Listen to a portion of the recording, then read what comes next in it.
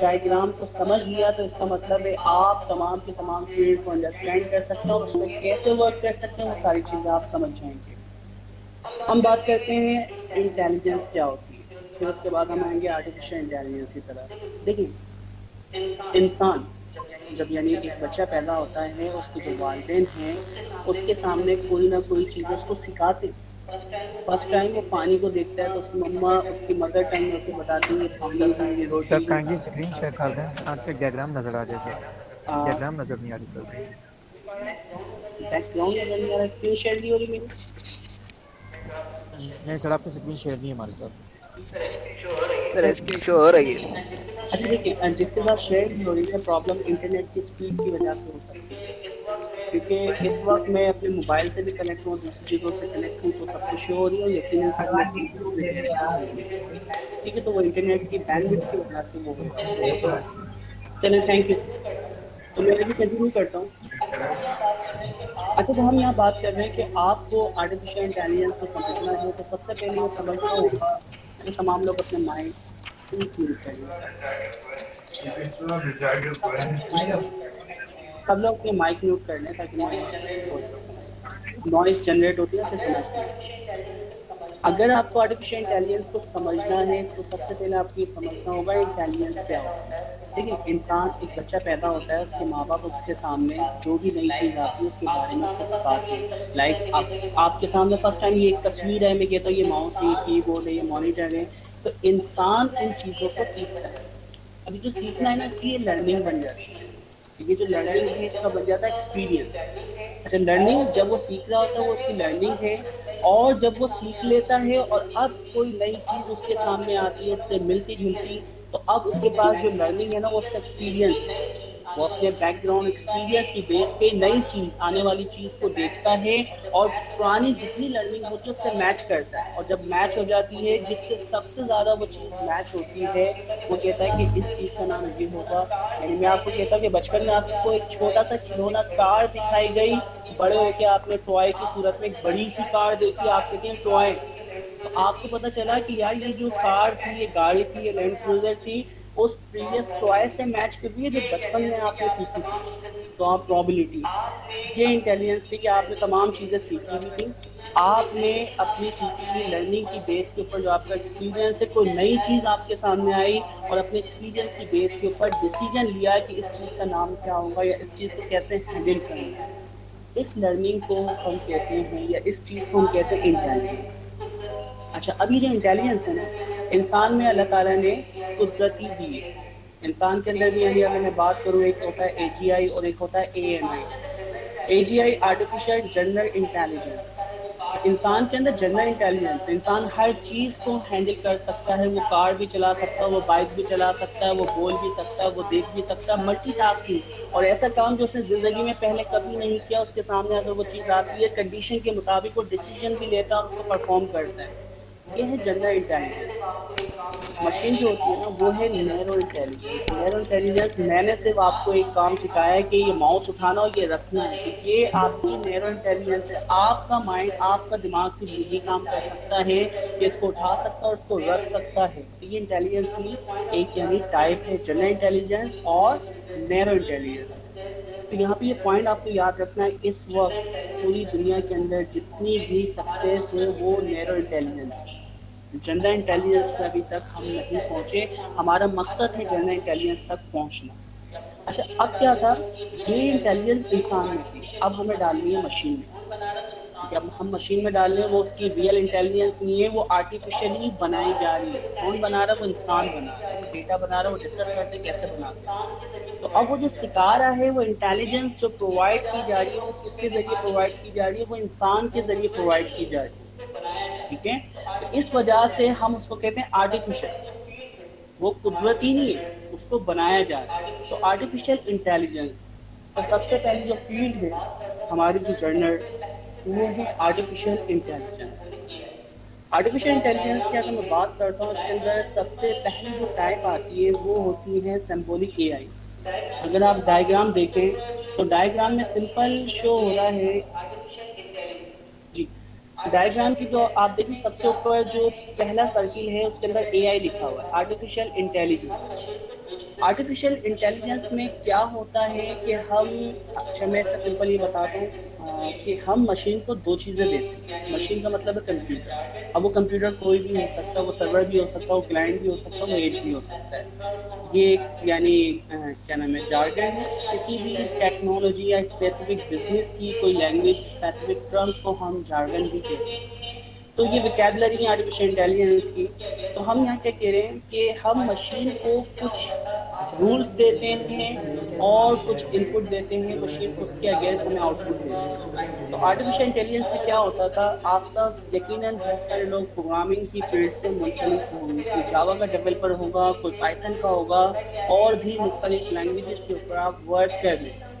अच्छा, तो इसमें क्या हो रहा है, सबसे पहले आर्टिफिशियल इंटेलिजेंस की जो फील्ड है वो होता क्या है कि हम मशीन को दो चीज़ें देते हैं। पहली चीज़ हम देते हैं प्रोग्राम। प्रोग्राम्स क्या होते हैं, आपकी लॉजिक। आप जो इफ एल्स के कोड लिखते हैं ना, वो आपकी क्या होती है, रूल्स होते हैं। तो हम मशीन को दो चीज़ें प्रोवाइड करते हैं, रूल्स, वो किसी मशीन के अंदर डिप्लॉय करते हैं। अच्छा, फिर क्या आता है, आपके पास नया डेटा आता है। मैं इसकी एग्जांपल भी दूंगा। तो हम मशीन को रूल्स लिख के देते हैं। रूल्स कौन लिख रहा है, प्रोग्रामर्स लिख रहा है, कोई इंसान लिख रहा है। दूसरी फिर चीज़ क्या है, हम मशीन को देंगे इनपुट। तो रूल्स और इनपुट ये मशीन के पास जाते हैं और मशीन हमें उसके अगेंस्ट देती है आउटपुट। तो ये आपको पॉइंट याद रखना है कि आर्टिफिशियल इंटेलिजेंस के अंदर अगर मैं बात करता हूँ, फेसबुक के ऊपर आप लॉगिन होते हो तो फेसबुक पे लॉगिन होने की लॉजिक पहले से लिखी गई है कि बंदा अपना यूजर नेम डालेगा, अपना पासवर्ड डालेगा। ये रूल्स लिखे किसने, कोडर ने, डेवलपर ने। कहाँ पे रखे हुए, सॉफ्टवेयर के सर्वर पे। एक मशीन को हमने दे दी। आप फेसबुक के पेज पे आते हैं, अपना यूजर नेम पासवर्ड डालते हैं। अब ये जो यूजर नेम पासवर्ड आप डाल रहे हैं, ये आपको खिलाता है इनपुट। तो सर्वर के ऊपर एक लॉजिक लिखी हुई है, रूल्स लिखे हुए हैं, और दूसरा आप यूजर नेम पासवर्ड डालते हैं। तो अब जब ये दोनों चीजें मैच हो जाती है रूल के मुताबिक, तो यूजर नेम ये हो जो डेटाबेस में पड़ा हुआ, पासवर्ड ये हो, तो आप उसको उसके प्रोफाइल पेज के ऊपर भेज देते हैं। ये जो रूल्स लिखे हैं, जो आपका पूरा प्रोसेस हुआ है, सिंपल लॉगिन सिस्टम जो आपने बनाया है, इसको मैं कहता हूँ ये आपका क्या कहलाएगा, ये कहलाएगा आर्टिफिशियल इंटेलिजेंस की सबसे ब्रॉड फील्ड है, सबसे पेरेंट फील्ड है, सबसे बड़ी फील्ड है, जिसे हम कहते हैं AI। तो इसका मतलब है अभी भी आप अगर किसी भी प्रोग्रामिंग लैंग्वेज में काम कर रहे हैं, चाहे वो जावा हो, C# हो, .NET हो, किसी भी लैंग्वेज पे आप काम कर रहे हैं, तो आप AI की फील्ड में काम कर रहे हो। उस फील्ड का नाम क्या है, उस AI की टाइप का नाम है सिंबॉलिक AI। अच्छा, अब ना दौर थोड़ा चेंज है। आप देखो, मैं आपको कोई भी काम दूँ, आप एक हद तक सोच सकते हैं, उससे ज़्यादा नहीं सोच सकते, उससे ज़्यादा आप काम नहीं कर सकते, ठीक है ना।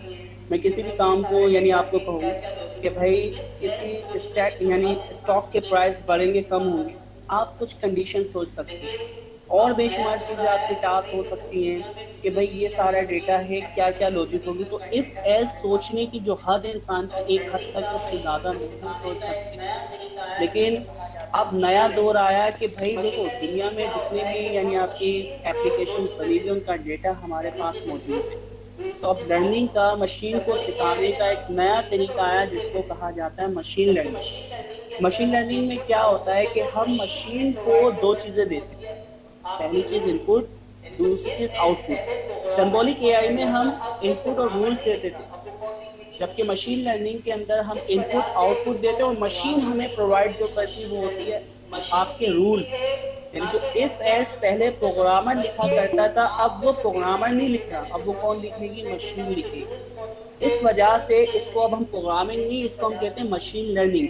मशीन सीखती है ना कि हैंड क्राफ्टेड टूल से, बल्कि आपका जो डेटा है, डेटा में जो लॉजिक मौजूद है, डेटा में जो रूल्स मौजूद थे, उनसे मशीन सीखती है। इस वजह से हम इसको कहते हैं मशीन लर्निंग, ना कि हम इसको कहते हैं प्रोग्रामिंग। तो इफ एल्स वाली जो प्रोग्रामिंग कर रहे थे, आप सिंबॉलिक AI जो कर रहे थे, उसको हम ट्रांजिशनल प्रोग्रामिंग भी कहते हैं, प्रोग्रामिंग भी कहते हैं। जबकि मशीन अब जो डेटा से सीखती है, यानी इनपुट और आउटपुट के जरिए, और उसके अगेंस्ट हमें जो रूल्स देती है, इस लर्निंग को हम क्या कहते हैं, इस लर्निंग को हम कहते हैं मशीन लर्निंग। अब फिर तीसरी चीज़ है आपके पास डीप लर्निंग। इस वक्त जो दुनिया में सबसे ज़्यादा सक्सेस यानी कामयाब है आर्टिफिशियल इंटेलिजेंस की फील्ड के अंदर, जिसके ऊपर बहुत ज़्यादा रिसर्च चल रही है, पूरी दुनिया के साइंटिस्ट, रिसर्चर जो इम्प्लीमेंटेशन करने में लगे वो क्या है, डीप लर्निंग। डीप लर्निंग इंसानी न्यूरल नेटवर्क से मुतारिक होकर बनाया गया है और ये कोशिश की है कि जिस तरह इंसान का दिमाग काम करता है, कोई भी चीज़ देखता है। फॉर एग्जांपल आप मेरी तस्वीर देखें, कासिम को आइडेंटिफाई करने के लिए आप देखें आपके पास इतनी सारी यानी बैकग्राउंड पिक्चर्स यानी कलर्स वगैरह और बहुत सारी चीज़ें आप रिसीव करें, लेकिन कासिम को आइडेंटिफाई करने के लिए क्या चीज़ इंपॉर्टेंट है? आप कहेंगे कि कासिम को आइडेंटिफाई करने के लिए उसका जो फेस है सिर्फ वो इम्पोर्टेंट है, बाकी बैकग्राउंड कपड़ों के कलर कोई भी चीज़ इम्पोर्टेंट नहीं है। अच्छा, तो ये न्यूरल नेटवर्क ना बहुत सारे बैकग्राउंड में से चीज़ें डेटा रिसीव करता है और जो काम की चीज़ होती है ना किसी चीज़ को आइडेंटिफाई करने के लिए वो खुद ब खुद निकाल लेता है। इसको हम कहते हैं फीचर इंजीनियरिंग। मशीन लर्निंग के अंदर चेहरा हमें खुद निकाल के मशीन को इनपुट देना पड़ता था, उसके आउटपुट कासिम के लेबल के साथ। लेकिन डीप लर्निंग के अंदर मैं पूरी तस्वीरें 10,000 तस्वीरें कासिम की दे दूँ मुख्तलिफ बैकग्राउंड के साथ, मुख्तलिफ कलर के साथ, मशीन खुद ब खुद आइडेंटिफाई कर लेगी कि ये कासिम थे। यानी वो फीचर इंजीनियरिंग जो दुनिया का मशीन लर्निंग का सबसे मुश्किल तरीन काम था वो खुद कर लेगी। किसकी मदद से करेगी? वो न्यूरल नेटवर्क की मदद से। डीप लर्निंग का मैं जब भी नाम लूंगा तो आप यहाँ पे ये बात याद रखेंगे कि बैकग्राउंड पे जो एल्गोरिथम इस्तेमाल होगा उस एल्गोरिथम का नाम होगा न्यूरल नेटवर्क। ठीक है, और न्यूरल नेटवर्क की बहुत सारी सब टाइप है। अच्छा, फिर हम बात करते हैं डेटा साइंस। डेटा साइंस पर अगर आप देखें तो ये डायग्राम हमें क्या बता रही है? तो ये बताया ना कि डेटा साइंस की डेफिनेशन से क्या बन सकती है? एनीवन? जी दोस्तों, कोई भी बताने चाहे डायग्राम को देख। एक्चुअली डेटा साइंस ये है कि डेटा की हेल्प से आप कोई उसी जो कंपनी का प्रॉब्लम है आप उसको सॉल्व कर सकते हो उसी डेटा को हेल्प, यानी कि उसको एनालाइज करो, विजुअलाइज करो और फिर उसके थ्रू उसको रिजल्ट निकालो और उसकी हेल्प करो। ठीक है, सही है। काफ़ी हद तक। अच्छा तैयब, मैं सिंपली पूछा, इस डायग्राम को देख के अगर आप डेफिनेशन बनाएं, आपने यानी रियल वर्ल्ड में यानी कोशिश की कि ये होना चाहिए, लेकिन इस डायग्राम को देख के हमें क्या डेफिनेशन समझ आ रही है, क्या डेफिनेशन? सर मैं बताऊँ, सर बेसिकली डेटा साइंस का ये होगा ना कि डेटा के कुछ अपने फीचर्स होंगे, वो एआई के मशीन लर्निंग तो डीप लर्निंग के फीचर्स को साथ यूज़ करते हुए एक अलग से डेटा पे कोई ऑपरेशन परफॉर्म कर रहा होगा। ये चीज़ डेटा साइंस की आती है। चलें, ठीक है, इस तरह आती रहेंगी चीज़ें। अच्छा, अब मैं इसको ना सिंपल यानी मर्ज करके बताता हूँ कि इस डायग्राम में क्या हो रहा है। आप देखिए, अगर आप डेटा साइंटिस्ट हैं ना तो सिर्फ मैं मशीन लर्निंग पे काम नहीं करता, मैं अगर डेटा साइंटिस्ट हूँ तो मैं सिर्फ डीप लर्निंग पे काम नहीं करता। आप देखिए, मैं आर्टिफिशियल आपकी जो देखिए यूनियन बनते हुए जा रहे हैं, आर्टिफिशियल इंटेलिजेंस भी इस्तेमाल कर रहा हूँ, मशीन लर्निंग भी इस्तेमाल कर रहा हूँ, डीप लर्निंग भी कर रहा हूँ, और इसके अलावा हट के बहुत सारी चीज़ें, स्टैट्स है, आपकी लीनियर अलजेब्रा है, कैलकुलस है और बेशुमार चीज़ें हैं, बेशुमार ट्रिक्स हैं, उनको इस्तेमाल कर रहे हो। तो इसका मतलब है कि डेटा साइंटिस्ट सिंबॉलिक एआई पे यानी उसकी प्रोग्रामिंग स्किल्स भी बहुत अच्छी होती हैं,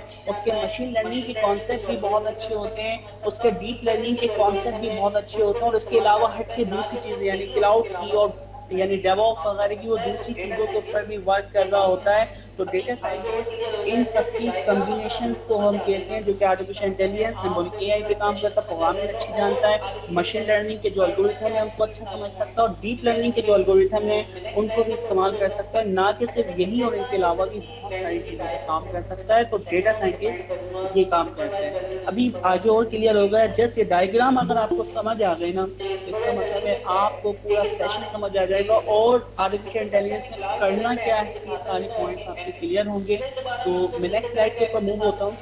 अच्छा देखिए, फिर ना ये थोड़ी सी लर्निंग की टाइप है, मैं इसको सिर्फ सेकेंडों में डिफाइन करूँगा। Supervised learning, unsupervised learning, reinforcement learning, ये तो ये सुपरवाइज लर्निंग में क्या है, एक इंसान है, एक रोबोट, उसको फर्स्ट टाइम एक लाल कलर का एप्पल दिखाता है, बोलता ओके एप्पल, फिर दोबारा मैं उसको दूसरे कलर का एप्पल दिखाता हूँ जिसमें डंडी नहीं है।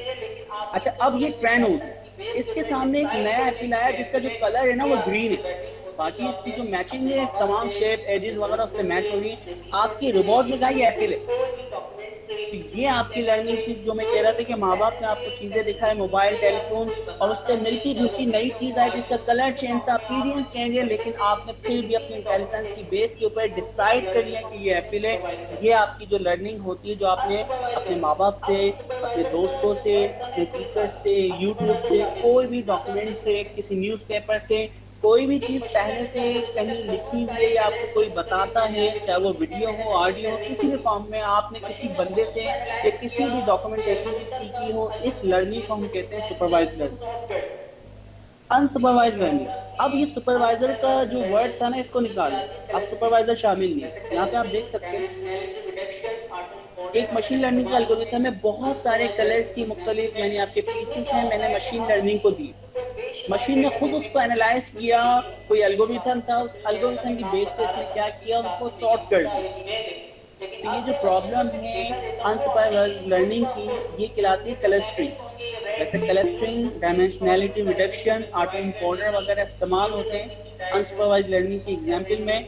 तो इसमें क्या होता है कि हम मशीन को बेशुमार डेटा देते हैं, कोई लेवल नहीं होता। पहले मैं कासिम की तस्वीर दे रहा था, मैं नाम बता रहा था कि ये कासिम है, ये हमजा, ये जुनैद है, लेकिन अब मैं मशीन को सिर्फ डेटा देता हूँ और मशीन खुद ब खुद उसके जो लेवल्स होंगे, ये रेड, ग्रीन, ब्लू, उनकी सॉर्टिंग करके मुझे प्रोवाइड कर देगी। ये जो लर्निंग की टाइप होगी, इस लर्निंग को हम क्या कहेंगे, अनसुपरवाइज्ड लर्निंग। इसमें सुपरवाइजर शामिल नहीं है। एल्गोरिथम की अपनी परफॉर्मेंस है, जो एल्गोरिथम को जो सबसे बेस्ट वैल्यू लगेगी वो हम इस्तेमाल करते हैं। इसकी मैं अगर सिंपल आपको एग्जाम्पल दूँ, इस वक्त यूबीएल के हमारे जो कस्टमर्स हैं उनके ऊपर हमने क्लस्टरिंग परफॉर्म की। तो क्लस्टरिंग से हमें ये पता चला कि यार ये 5 लाख बंदे या यूजर्स हमारे ऐसे हैं जो पोटेंशियल कस्टमर्स हैं, यानी 95 आपका जो डिपॉजिट है सिर्फ इन बंदों का है। तो उनके ऊपर हम मुख्तलिफ यानी मार्केटिंग कैंपेन और मुख्तलिफ चीज़ें चला सकते हैं। जस्ट मैं आपको एज एग्जाम्पल दे रहा हूँ, ऐसा नहीं कि 98% ही इनके पास डिपॉजिट हो। तो ये बिहेवियर होता है, मशीन को हमने दिया, मशीन ने खुद फाइंड करके दिया कि यार इन सब का जो मिलता जुलता बिहेवियर है, कोई चीज़ खरीदने का, कोई चीज़ बेचने का, कोई भी काम करने का, वो सिमिलर बिहेवियर देख के डिसाइड करती है। तो ये काम कहलाता है क्लस्टरिंग अनसुपरवाइज्ड लर्निंग, जो कि बहुत ज़्यादा इस्तेमाल होता है कहीं भी आप जाते हैं as a data scientist. Reinforcement learning, reinforcement learning का आप जब भी नाम सुने ना, आपका जो मॉडल रूल्स होते हैं ना, जो मशीन सीख लेती है, उसको हम कहते हैं एजेंट। अब यहाँ पे ये देखें कि मैंने एक रूल सीखने वाली एक मशीन बना दी है, जो कार्टून करेक्टर है, इस हीरो को या जो भी आपका स्केलेटन आपको नजर आ रहा है, मैं इसको कह सकता हूँ एजेंट। तो मशीन लर्निंग की, रीइंफोर्समेंट लर्निंग की जब भी बात होती है, उसमें एजेंट लाजमी होता है। एजेंट को हम किसी भी एनवायरनमेंट में छोड़ दें, वो एनवायरनमेंट कौन का भी हो सकता है। अच्छा, अब एजेंट क्या करता है, एनवायरनमेंट से इनपुट रिसीव करता है। जैसे कि आप स्केलेटन आप देख रहे हैं, एनवायरनमेंट से क्या कर रहा है, इनपुट रिसीव कर रहा है। ये वहाँ खड़ा रह सकता था, लेकिन उसने डिसाइड किया एक्शन परफॉर्म करना है, इसको भागना है, ये रनिंग करना स्टार्ट करता है। तो एजेंट एनवायरनमेंट से कोई इनपुट लेता है, उसके अगेंस्ट कोई एक्शन परफॉर्म करता है, एक्शन के अगेंस्ट उसको रिवॉर्ड मिलता है। रिवॉर्ड क्या होता है, पॉजिटिव या नेगेटिव। तो हम अपने मॉडल को यानी बताते हैं कि उसको पॉजिटिव रिवॉर्ड की तरफ जाना है या नेगेटिव, तो वो खुद ब खुद एक्शन परफॉर्म करता है और उसके अगेंस्ट उसको रिवॉर्ड मिलते रहते हैं, वो अपनी लर्निंग को इम्प्रूव करता है। इसकी मैं एग्जांपल देता हूँ, मैं रोड पे खड़ा हूँ, सामने से ट्रक आ रहा है, तो मैं एक मॉडल हूँ, सामने एनवायरनमेंट है, एक्शन एनवायरनमेंट से मैं इनपुट रिसीव कर रहा हूँ कि ट्रक सामने से आ रहा है, मेरा एक्शन क्या होगा, मैं उसके सामने से हट जाऊँगा, उसके सामने खड़ा रहूँ। तो मैं डिसाइड करता हूँ मैं खड़ा रहूँ, कोलिजन होगी, एक्सीडेंट होगी, मुझे चोट लगी, रिवॉर्ड क्या मिला, मुझे दर्द हुआ। तो अब मेरे सामने कोई साइकिल भी आएगी तो मैं उसके सामने से हट जाऊंगा। तो ये रिवॉर्ड आपको डिसाइड करता है कि ये पॉजिटिव है या नेगेटिव। तो मशीन लर्निंग के एल्गोरिथम को ड्राइवरलेस कार, ऑटोनोमस कार के अंदर भी ये चीज़ें इस्तेमाल की जा रही है। मुख्तलिफ आपकी यानी गेम्स हैं, उनके अंदर ये आपकी रीइंफोर्समेंट लर्निंग को, ये एक्सपेरिमेंटल अभी यानी अप्रोच है, आपको ये कहीं यानी क्या नाम है, रियल एग्जाम्पल के अंदर नहीं दिखेगी। इसके ऊपर एक्सपेरिमेंट किया जा रहा है, इसको इम्प्रूव किया जा रहा है। ठीक है, तो ये आपके पास रीइंफोर्समेंट लर्निंग होती है। नेक्स्ट हम चलते हैं, अब हम बात करते हैं कि आप आर्टिफिशियल इंटेलिजेंस की टीम, सबसे पहले हमने सीख लिया कि डेटा साइंटिस्ट क्या होता है, उसको प्रोग्रामिंग अच्छी होना चाहिए, उसको मशीन लर्निंग के बारे में इंफॉर्मेशन होना चाहिए, उसको डीप लर्निंग के बारे में इंफॉर्मेशन होना चाहिए, और इससे हट के क्लाउड की भी, डिप्लॉयमेंट की भी, डेवऑप्स की भी, और इससे हट के भी बहुत सारी चीज़ें वो उसको पता होना चाहिए। ठीक है, तो अब यहाँ पे अगर मैं देखूँ, एआई एक यूनिट है, देखा, एक बिजनेस यूनिट, एक पूरी टीम। एजाइल के अंदर एक यानी प्रोसेस होता है जहाँ पे आप इनोवेशन करते हैं, जैसे हमारी यूबीएल डिजिटल लैब बनी हुई है, तो cross functional team cross functional team क्या होती है कि आपके यूबीएल के जितने भी इदारे हैं या दूसरे किसी बैंक के या किसी ऑर्गेनाइजेशन के जितने बिजनेस यूनिट हैं, आप देखें BU 1 2 3 मुख्तलिफ यूनिट है, HR का यूनिट है, फाइनेंस का है, इसी तरह आपके बेशुमार आपके यानी क्रेडिट डिपार्ट है, ये मुख्तलिफ डिपार्ट हैं, AI टीम है। अच्छा, अब ये AI टीम क्या करती है, मुख्तलिफ चीज़ों के ऊपर काम करती है। मैं सिंपल ये कह रहा हूँ, मैं जब भी एज अ डेटा साइंटिस्ट किसी ऑर्गेनाइजेशन में जाता हूँ या उनसे बात करता हूँ, 2 सवाल मेरे होते हैं, आपका सबसे बेनिफिशियल प्रोसेस कौन सा है जिससे आप बिजनेस यानी गेन करते हैं या जिससे आपका बिजनेस आता है, जिससे आप सबसे ज़्यादा पैसे कमाते हैं, ठीक है, पहली। दूसरा मेरा सवाल ये होता है कि आपको किस प्रोसेस में सबसे ज़्यादा मुश्किल होती है। आप इन दोनों में से किसी भी एक प्रोसेस को ऑटोमेट कर दें, आर्टिफिशियल इंटेलिजेंस के जरिए सॉल्व कर दें, तो आप ऑर्गेनाइजेशन से 12 लाख सैलरी भी मांगें तो आपको आराम से मिलेगी, ठीक है। तो ये 2 सवाल आपके होना चाहिए। तो यहाँ पे भी यही चीज़ हो रहा है, मैं हर डिपार्टमेंट में जाता हूँ, उनके जो भी प्रोसेस चल रहे हैं उनका सबसे मुश्किल और सबसे आसान वाला काम जिससे वो पैसे गेन करते हैं या सबसे ज़्यादा उनकी प्रोडक्टिविटी होती है, वो चीज़ें मैं मालूम करता हूँ और वहाँ पे उनको किस तरह मैं ऑटोमेट कर सकता हूँ, किस तरह वहाँ पे आर्टिफिशियल इंटेलिजेंस का इस्तेमाल किया जा सकता है, वहाँ पे सजेशन दी जाती हैं और फिर CEO वगैरह को बता के उसको हम किस तरह ऑटोमेट करेंगे, फिजिबिलिटी रिपोर्ट्स वगैरह, और फिर हम एक टाइम देते हैं और उसको हम ऑटोमेट करने की कोशिश करते हैं।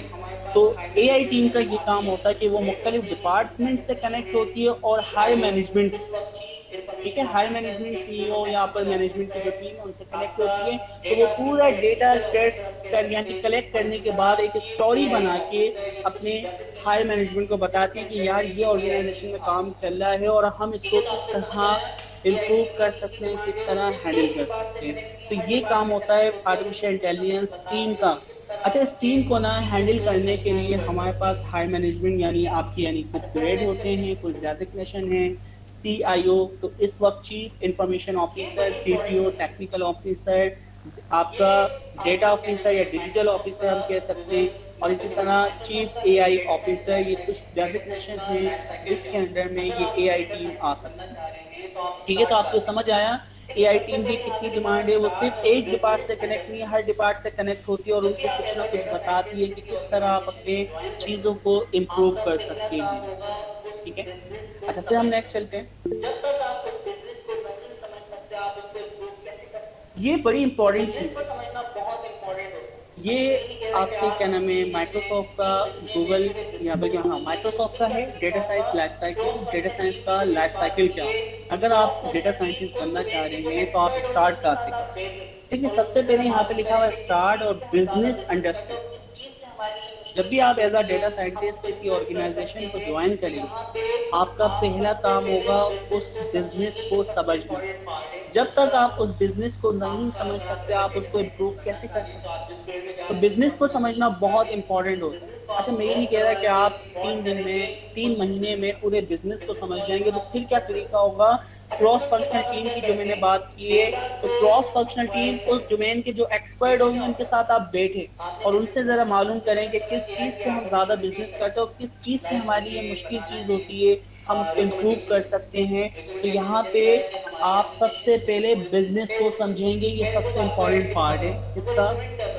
आपका अगर आप एज अ डेटा साइंटिस्ट बनना चाह रहे हैं, तो आप जिस फील्ड में जा रहे हैं, जिस ऑर्गेनाइजेशन में जा रहे हैं, जिस बिजनेस को आप ग्रोथ करवाएंगे, सपोर्ट करेंगे, उस बिजनेस को समझेंगे। बिजनेस नॉलेज होना बहुत ज़रूरी है। अच्छा, फिर उसके बाद हम क्या करते हैं, डेटा को हम एक्वायर करते हैं। डेटा क्या होता है, आपने बिजनेस समझ लिया, अब मुझे पता चला कि यार ये ऑटोमेशन मुझे ये करनी है, लाइक मुझे बनाना है रिकमेंडेशन इंजन। रिकमेंडेशन इंजन क्या है कि हमारी एप्लीकेशन को कोई भी, जैसे फेसबुक है, फेसबुक आपको ऐड दिखा रहा होता है तो वो रिकमेंड कर रहा होता है कि यार ये आपके मतलब की चीज़ है, ये एजुकेशनल आपकी पोस्ट है, ये आपको कार पसंद है तो आपकी मतलब की, ये होती है टारगेटिंग मार्केटिंग। तो टारगेटिंग मार्केटिंग जो हो रही है वो बैकएंड के ऊपर पहले इंसान बैठ के तमाम एनालिसिस करते थे, अब हम इसको ऑटोमेट करना चाह रहे हैं।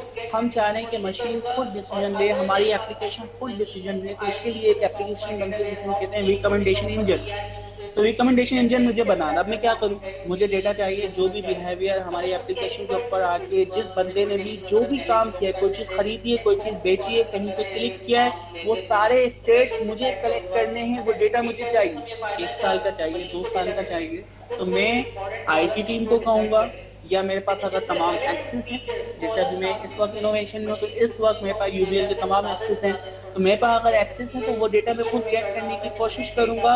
और अगर मेरे पास एक्सेस नहीं है तो IT को मैं कहूँगा, डेटा वेयर हाउस टीम को मैं कहूँगा कि यार ये मुझे सफिशिएंट डेटा चाहिए, इस टैबुलर फॉर्म में चाहिए, मुझे ये चीज़ें होना चाहिए। अच्छा, मैं उसके एक्सपर्ट से भी पूछूंगा, जो रिकमेंडेशन वगैरह पहले के लोग करते थे, या कौन से कॉलम्स वगैरह यानी आप लेते थे, तो मैं फिर डिसाइड करूंगा। अच्छा, डीप लर्निंग से हमें ये फ़ायदा है कि आप मशीन को डेटा दे दें, खुद वो जो इंपॉर्टेंट कॉलम्स होंगे वो डिसाइड कर लें, लेकिन जितने रेलिवेंट फीचर्स कॉलम्स आप देंगे, मशीन उतने कम डेटा से ज़्यादा इंफॉर्मेशन गेट कर सकती है। तो ये हमें करना होता है कि हमें डेटा एक्वायर करना होता है, डेटा को अंडरस्टैंड करना होता है। तो डेटा सोर्स हमारी होती है, वो हम क्लाउड से उठा सकते हैं, वो डेटाबेस से उठा सकते हैं, वो SQL से उठा सकते हैं, वो एक्सेल फाइल से उठा सकते हैं, वो CSV में हो सकता है, वो TXT फाइल में हो सकती है। तो डेटा आप उठा सकते हैं।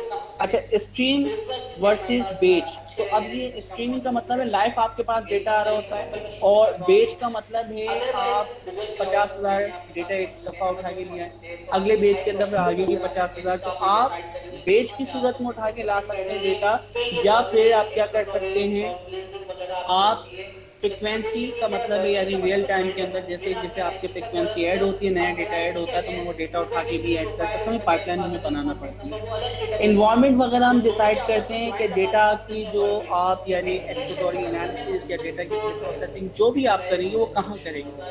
तो इस वक्त क्योंकि हमारे पास अच्छे यानी सिस्टम मौजूद है, तो मैं ईमेल के अंदर ही लोकल मशीन से कर रहा होता हूँ। अदरवाइज गूगल क्लाउड यानी आपके पास मौजूद है, अमेज़न मौजूद है, तो आपकी हाई प्रोसेसिंग अगर आपको करनी है तो आप ये डिसाइड करेंगे कहाँ पे आपको प्री प्रोसेसिंग करनी है। फिर ये वर्गलिंग, एक्सप्लोटरी और क्लींजिंग वगैरह आपकी होती है। तो एक्सप्लोरेशन ये क्या है, वर्गलिंग का मतलब है ज्वाइन लगाना। मैंने आपको NIC का कॉलम दिया, अब NIC के अगेंस्ट यूजर की पूरी प्रोफाइल, उसका name, father name, contact number, वो अलग डेटाबेस में पड़ा, तो उन दोनों के आपस में ज्वाइन लगाने का हम कहते हैं वर्गलिंग। एक्सप्लोरेशन का मतलब है हम उसको एक्सप्लोर कर दें, विजुलाइज करें, हमारे पास मेल का डेटा ज़्यादा है, फीमेल का डेटा कम है, तो ये चीज़ें हम एक्सप्लोर कर रहे होते हैं। किस एज के बंदे हमारे पास ज़्यादा हैं, किस एज के बंदे हमारे पास कम हैं, कौन सी एज के बंदों के पास सबसे ज़्यादा डिपॉजिट होता है, क्योंकि हम डेटा को खुद एक्सप्लोर कर रहे होते हैं। वर्गलिंग का मतलब मैंने आपको बता दिया, उसको क्या करना है, ज्वाइन करना है।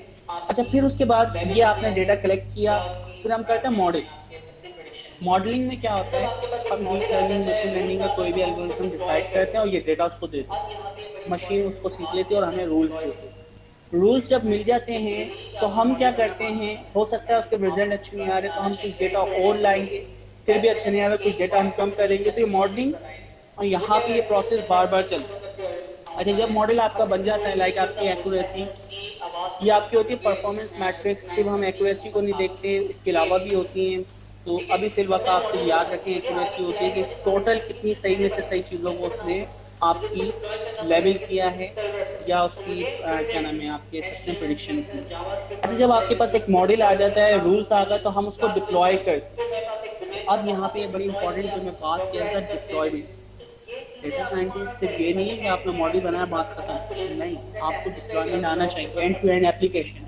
लाइक मैंने अभी एक वॉइस रिकॉग्निशन एप्लीकेशन बनाई, वो क्या करती है, उसके अंदर 3 बंदों का सिर्फ अवेलेबल काउंट डाला है, हम में से कोई भी एक बंदा बोलता है, उसकी आवाज़ को पहचान के रिकग्नाइज करके ये मोहम्मद कासिम है, ये ABC बन, ठीक है। तो अब मैंने मॉडल बना दिया, मुझे आगे क्लाइंट को दिखाना कि भाई ये चीज़ मैंने बनाई, कैसे बनाऊंगा, मुझे उसको डिप्लॉय करना पड़ेगा किसी न किसी सर्वर पर। तो मुझे front end HTML, CSS, JavaScript आना चाहिए। मैंने उसको डिप्लॉय किया क्लास यानी क्लास के ऊपर, फिर मेरे पास एक डोमेन था, वहाँ पर डिप्लॉय किया डॉकराइज करते हुए। तो ये चीज़ें आपको आना चाहिए ताकि एंड टू एंड एप्लीकेशन आपने बनाया, उसको लिंक दिया, उसने टेस्टिंग करी, आप बोला ओके परफेक्ट।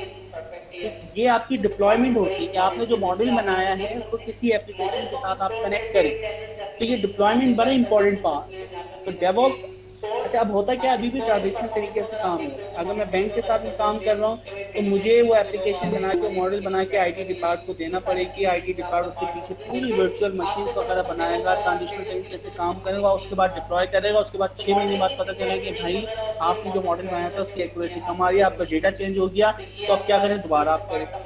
ठीक है, तो ये बड़ी प्रॉब्लम्स होती है। इसलिए अगर आप डेवऑप्स के कॉन्सेप्ट के ऊपर काम कर रहे हैं तो आपने वो चीज़ करी, डायरेक्ट डिप्लॉय की, क्लाइंट ने उसी वक्त चेक की और उसके बाद आपको बता देगा ये चीज़ परफेक्ट है या नहीं। तो डिप्लॉयमेंट बड़ी इंपॉर्टेंट चीज़ होती है। आप यहाँ पे देख सकते हैं मॉडल को हम स्टोर करते हैं, इंटेलिजेंस एप्लीकेशन बनाते हैं, वेब सर्विसेज होती है जहाँ पे हम ये रखते हैं, सोर्स स्कोरिंग परफॉर्मेंस वगैरह हम देख रहे होते हैं, मॉनिटरिंग वगैरह कर रहे होते हैं कि भाई डेली बेस पे कितने लोग आ रहे हैं, हमारी एप्लीकेशन बैठ तो नहीं रही। ये सारी चीज़ें भी आपका पार्ट होती है, लेकिन आपको कम से कम डेवॉप वाला आना चाहिए। इसके लिए पूरी हम एक टीम बिठा सकते हैं। तो मॉडलिंग की फीचर इंजीनियरिंग वगैरह होती है, मॉडलिंग ट्रेनिंग होती है, आपकी वैल्यूएशन। जी सर, आपकी आवाज़ और तो ये प्रेजेंटेशन दोनों आपका शो हो रही है। कौन सा पार्ट था मॉडलिंग का। अच्छा, यहाँ पे इन्होंने लिख दिया एंड, तो भाई ये ऐड इन्होंने गलत लिखा है। ठीक है, एंड नहीं होता। जब आप चीज़ें बना लेते हैं तो उसके बाद भी फिर आपके डिप्लॉयमेंट वगैरह, डेटा नया डेटा कलेक्ट करना या पूरी आपने पाइपलाइन बनानी, लाइव डेटा आता रहता है हर हफ्ते में या हर दिन में। आपका जो यानी पूरा डेटा है, आपका जो मॉडल है वो अपडेट होता रहता है और इस एप्लीकेशन के साथ कनेक्ट होता रहता है। तो एंड तो मैं नहीं कहता कि आपका प्रोसेस डेटा साइंस का साइकिल, लाइफ साइकिल ख़त्म होता है और बहुत सारी चीज़ें जो अब नया डेटा आता है उसके ऊपर हम कर रहे हैं। ठीक है, अच्छा सबको आवाज़ आ रही है ना, ऐसा तो नहीं कि मैं कुछ बोले जा रहा हूँ पता हो कि डिस्कनेक्ट हूँ। जी जी सर, आवाज आ रही है। इंटरेस्टिंग। यस सर, आगे। ठीक सर आवाज आ चलेंगे। रही। सर क्वेश्चंस पूछ सकते हैं वैसे? क्वेश्चन का ना बिल्कुल मैं चाह रहा हूँ कि एक तरह एक क्वेश्चन ले लेते हैं, क्योंकि हाँ तक थोड़ा डेटा मैं चाह रहा हूँ कि जल्दी से जल्दी ज़्यादा चीज़ें हम कवर कर लें। और अच्छा अहमद, मैं पूछना चाह रहा हूँ कि अगर ये एक्सटेंड हो जाए तो कोई प्रॉब्लम तो नहीं है ना? नहीं सर, प्रॉब्लम नहीं ठीक है। है। मेरा एक क्वेश्चन है, इफ यू अलाउ प्लीज। जी जी हसनैन। आप बैंक से रिलेटेड हैं, यूपीएल से, तो मैं ये जानना चाहता हूँ कि पाकिस्तान की बैंकिंग इंडस्ट्री में एआई और डाटा साइंस जो है ये क्या रोल अदा कर सकती है? यहाँ बहुत कुछ कर सकती है। और आप देखें कि अल्हम्दुलिल्लाह हमने पाकिस्तान का नंबर 1 बैंक अवार्ड भी हासिल किया है। तो हम लोग 2018 से 17 से हम लोग एआई वगैरह पे काम कर रहे हैं। मैं अब खुद एक बैंक सॉरी जी जी हसनैन बोलिए। मैं खुद एक बैंकर हूँ और कोई मेरी फॉर्मल एजुकेशन नहीं है डाटा साइंस या आईटी की, लेकिन मुझे इसका क्रेज समझ लें है, तो मैं इसमें कुछ चीज़ ऐसा अपना इनपुट देना चाहता हूँ जिससे मेरा जो बैंक है वो इससे फ़ायदा उठा सके। बिल्कुल। अच्छा देखिए हसनैन, मैंने अभी आपको देखिए प्रीवियस से बताया कि आप एज अ डेटा साइंटिस्ट, मैं सिर्फ बैंक के एग्जांपल नहीं ले रहा, मैं ले रहा हूँ बिजनेस यूनिट। आप जिस बिजनेस यूनिट में आप उसके एक्सपर्ट हैं, ठीक है, तो मैंने क्या 2 सवाल आपको बोले। सबसे इम्पोर्टेंट चीज़ जिससे सबसे ज़्यादा बिजनेस गेन और सबसे मुश्किल चीज़ जिसमें आपकी ह्यूमन रिसोर्स बहुत ज़्यादा लग रही है, जिसके अंदर आपकी सिस्टम रिसोर्स बहुत ज़्यादा लग रही हो, तो कोई भी ऐसे जो मुश्किल तरीन काम, आप ये देखो इन दोनों कामों में से आप इसमें आर्टिफिशियल इंटेलिजेंस को लगा सकते हैं। तो अगर ये 2 में किसी भी एक चीज़ पे आप लगा दें तो आप समझें कि आपका फिर ए ग्रेड पक्का। ठीक है स्नेह, उम्मीद करता हूँ आपको जवाब मिल गया होगा। ओके स्नेह, आई थिंक आप न्यू हैं। ओके ठीक है। अच्छा ये पाइपलाइन आपको समझ आ गई। अब हम आगे चलते हैं। ठीक है, मुझे पता चल गया आर्टिफिशियल इंटेलिजेंस क्या होती है, डेटा साइंस क्या होती है, मशीन लर्निंग क्या होती है, डेटा साइंटिस्ट क्या काम करता है, किस तरह डिप्लॉय वगैरह करता है। अब यहाँ पे बात हो रही है कि यार मैं अब डेटा साइंटिस्ट बनना चाहता हूँ। ठीक है, मुझे तो नहीं पता डेटा साइंटिस्ट इन चीज़ों पे काम करता है, लेकिन मैं क्या सीखूँ। तो देखें, सबसे पहले आप स्टार्ट करेंगे नॉलेज ऑफ मशीन लर्निंग, क्योंकि अभी हमने पीछे पढ़ा है कि मशीन लर्निंग क्या होती है। जब मशीन लर्निंग आपको कॉन्सेप्ट, सिर्फ कॉन्सेप्ट की बात हो रही है, नॉलेज मशीन लर्निंग पे क्या काम होता है, मशीन लर्निंग क्या है, डीप लर्निंग क्या है, सिर्फ यही पता हो, उनसे कौन सी प्रॉब्लम सॉल्व होगी, सिर्फ आपको थ्योरेटिकल कॉन्सेप्ट मिल जाए। इसके लिए कोर्स है AI फॉर एवरीवन। ठीक है, तो ये कोर्स आप कोर्सेरा से जाके कर लें, AI फॉर एवरीवन। ये आपने कर लिया, नॉलेज आपके पास है। अच्छा, जब नॉलेज आ गई, मैं AI की एप्लीकेशन कैसे बनाऊँ, किसके ज़रिए काम हो, तो स्ट्रांगली आपके पास जो नॉलेज है प्रोग्रामिंग लैंग्वेज जो है वो पाइथन इस्तेमाल होती है बहुत ज़्यादा कम्युनिटी की। तो पाइथन की कम्युनिटी बहुत ज़्यादा स्ट्रांग है। अच्छा, मैं जावा पे भी कर सकता हूँ, मैं C++ पे भी आर्टिफिशियल इंटेलिजेंस मशीन लर्निंग के कॉन्सेप्ट लिख सकता हूँ, लेकिन यहाँ पे ये रिकमेंडेड कर रहा है कि पूरी मार्केट जो स्टैंडर्ड है इस वक्त वो है पाइथन है, सास है, आर है, विका है और बेशुमार जूलिया है जो कि मशीन लर्निंग के यानी वर्किंग के लिए इस्तेमाल होती है। लेकिन मैं आपको रिकमेंडेड करूँगा, आपको क्या सीखनी है, आपको पाइथन सीखनी है। यानी फॉर एवरीवन आपने सीखा, तमाम कॉन्सेप्ट नॉलेज आपके पास आ गई। उसके बाद आपने किसी भी प्रोग्रामिंग लैंग्वेज पे नहीं, सिर्फ पाइथन जो कि दुनिया की आसान तरीन लैंग्वेज है। अगर आपको कोई भी प्रोग्रामिंग लैंग्वेज आती है इसमें पाइथन को आप 2 से 3 दिन में कर सकते हैं, कोई मुश्किल लैंग्वेज नहीं। पाइथन आपको सीख ली, पाइथन जब आपने सीख ली उसके बाद आपकी ना स्ट्रॉन्ग कॉन्सेप्ट होना चाहिए हैंड्स ऑन एसक्यूएल वगैरह डेटाबेस के साथ रिलेशनशिप, उनकी क्यूरीज, उनके एग्जीक्यूट किस तरह हम करते हैं। आपको ओरेकल आना चाहिए, एसक्यूएल क्यूरी आना चाहिए। आपको एसक्यूएल क्यूरी आती है, बैकएंड पे कोई भी डेटाबेस, नो एसक्यूएल भी आना चाहिए, ठीक है।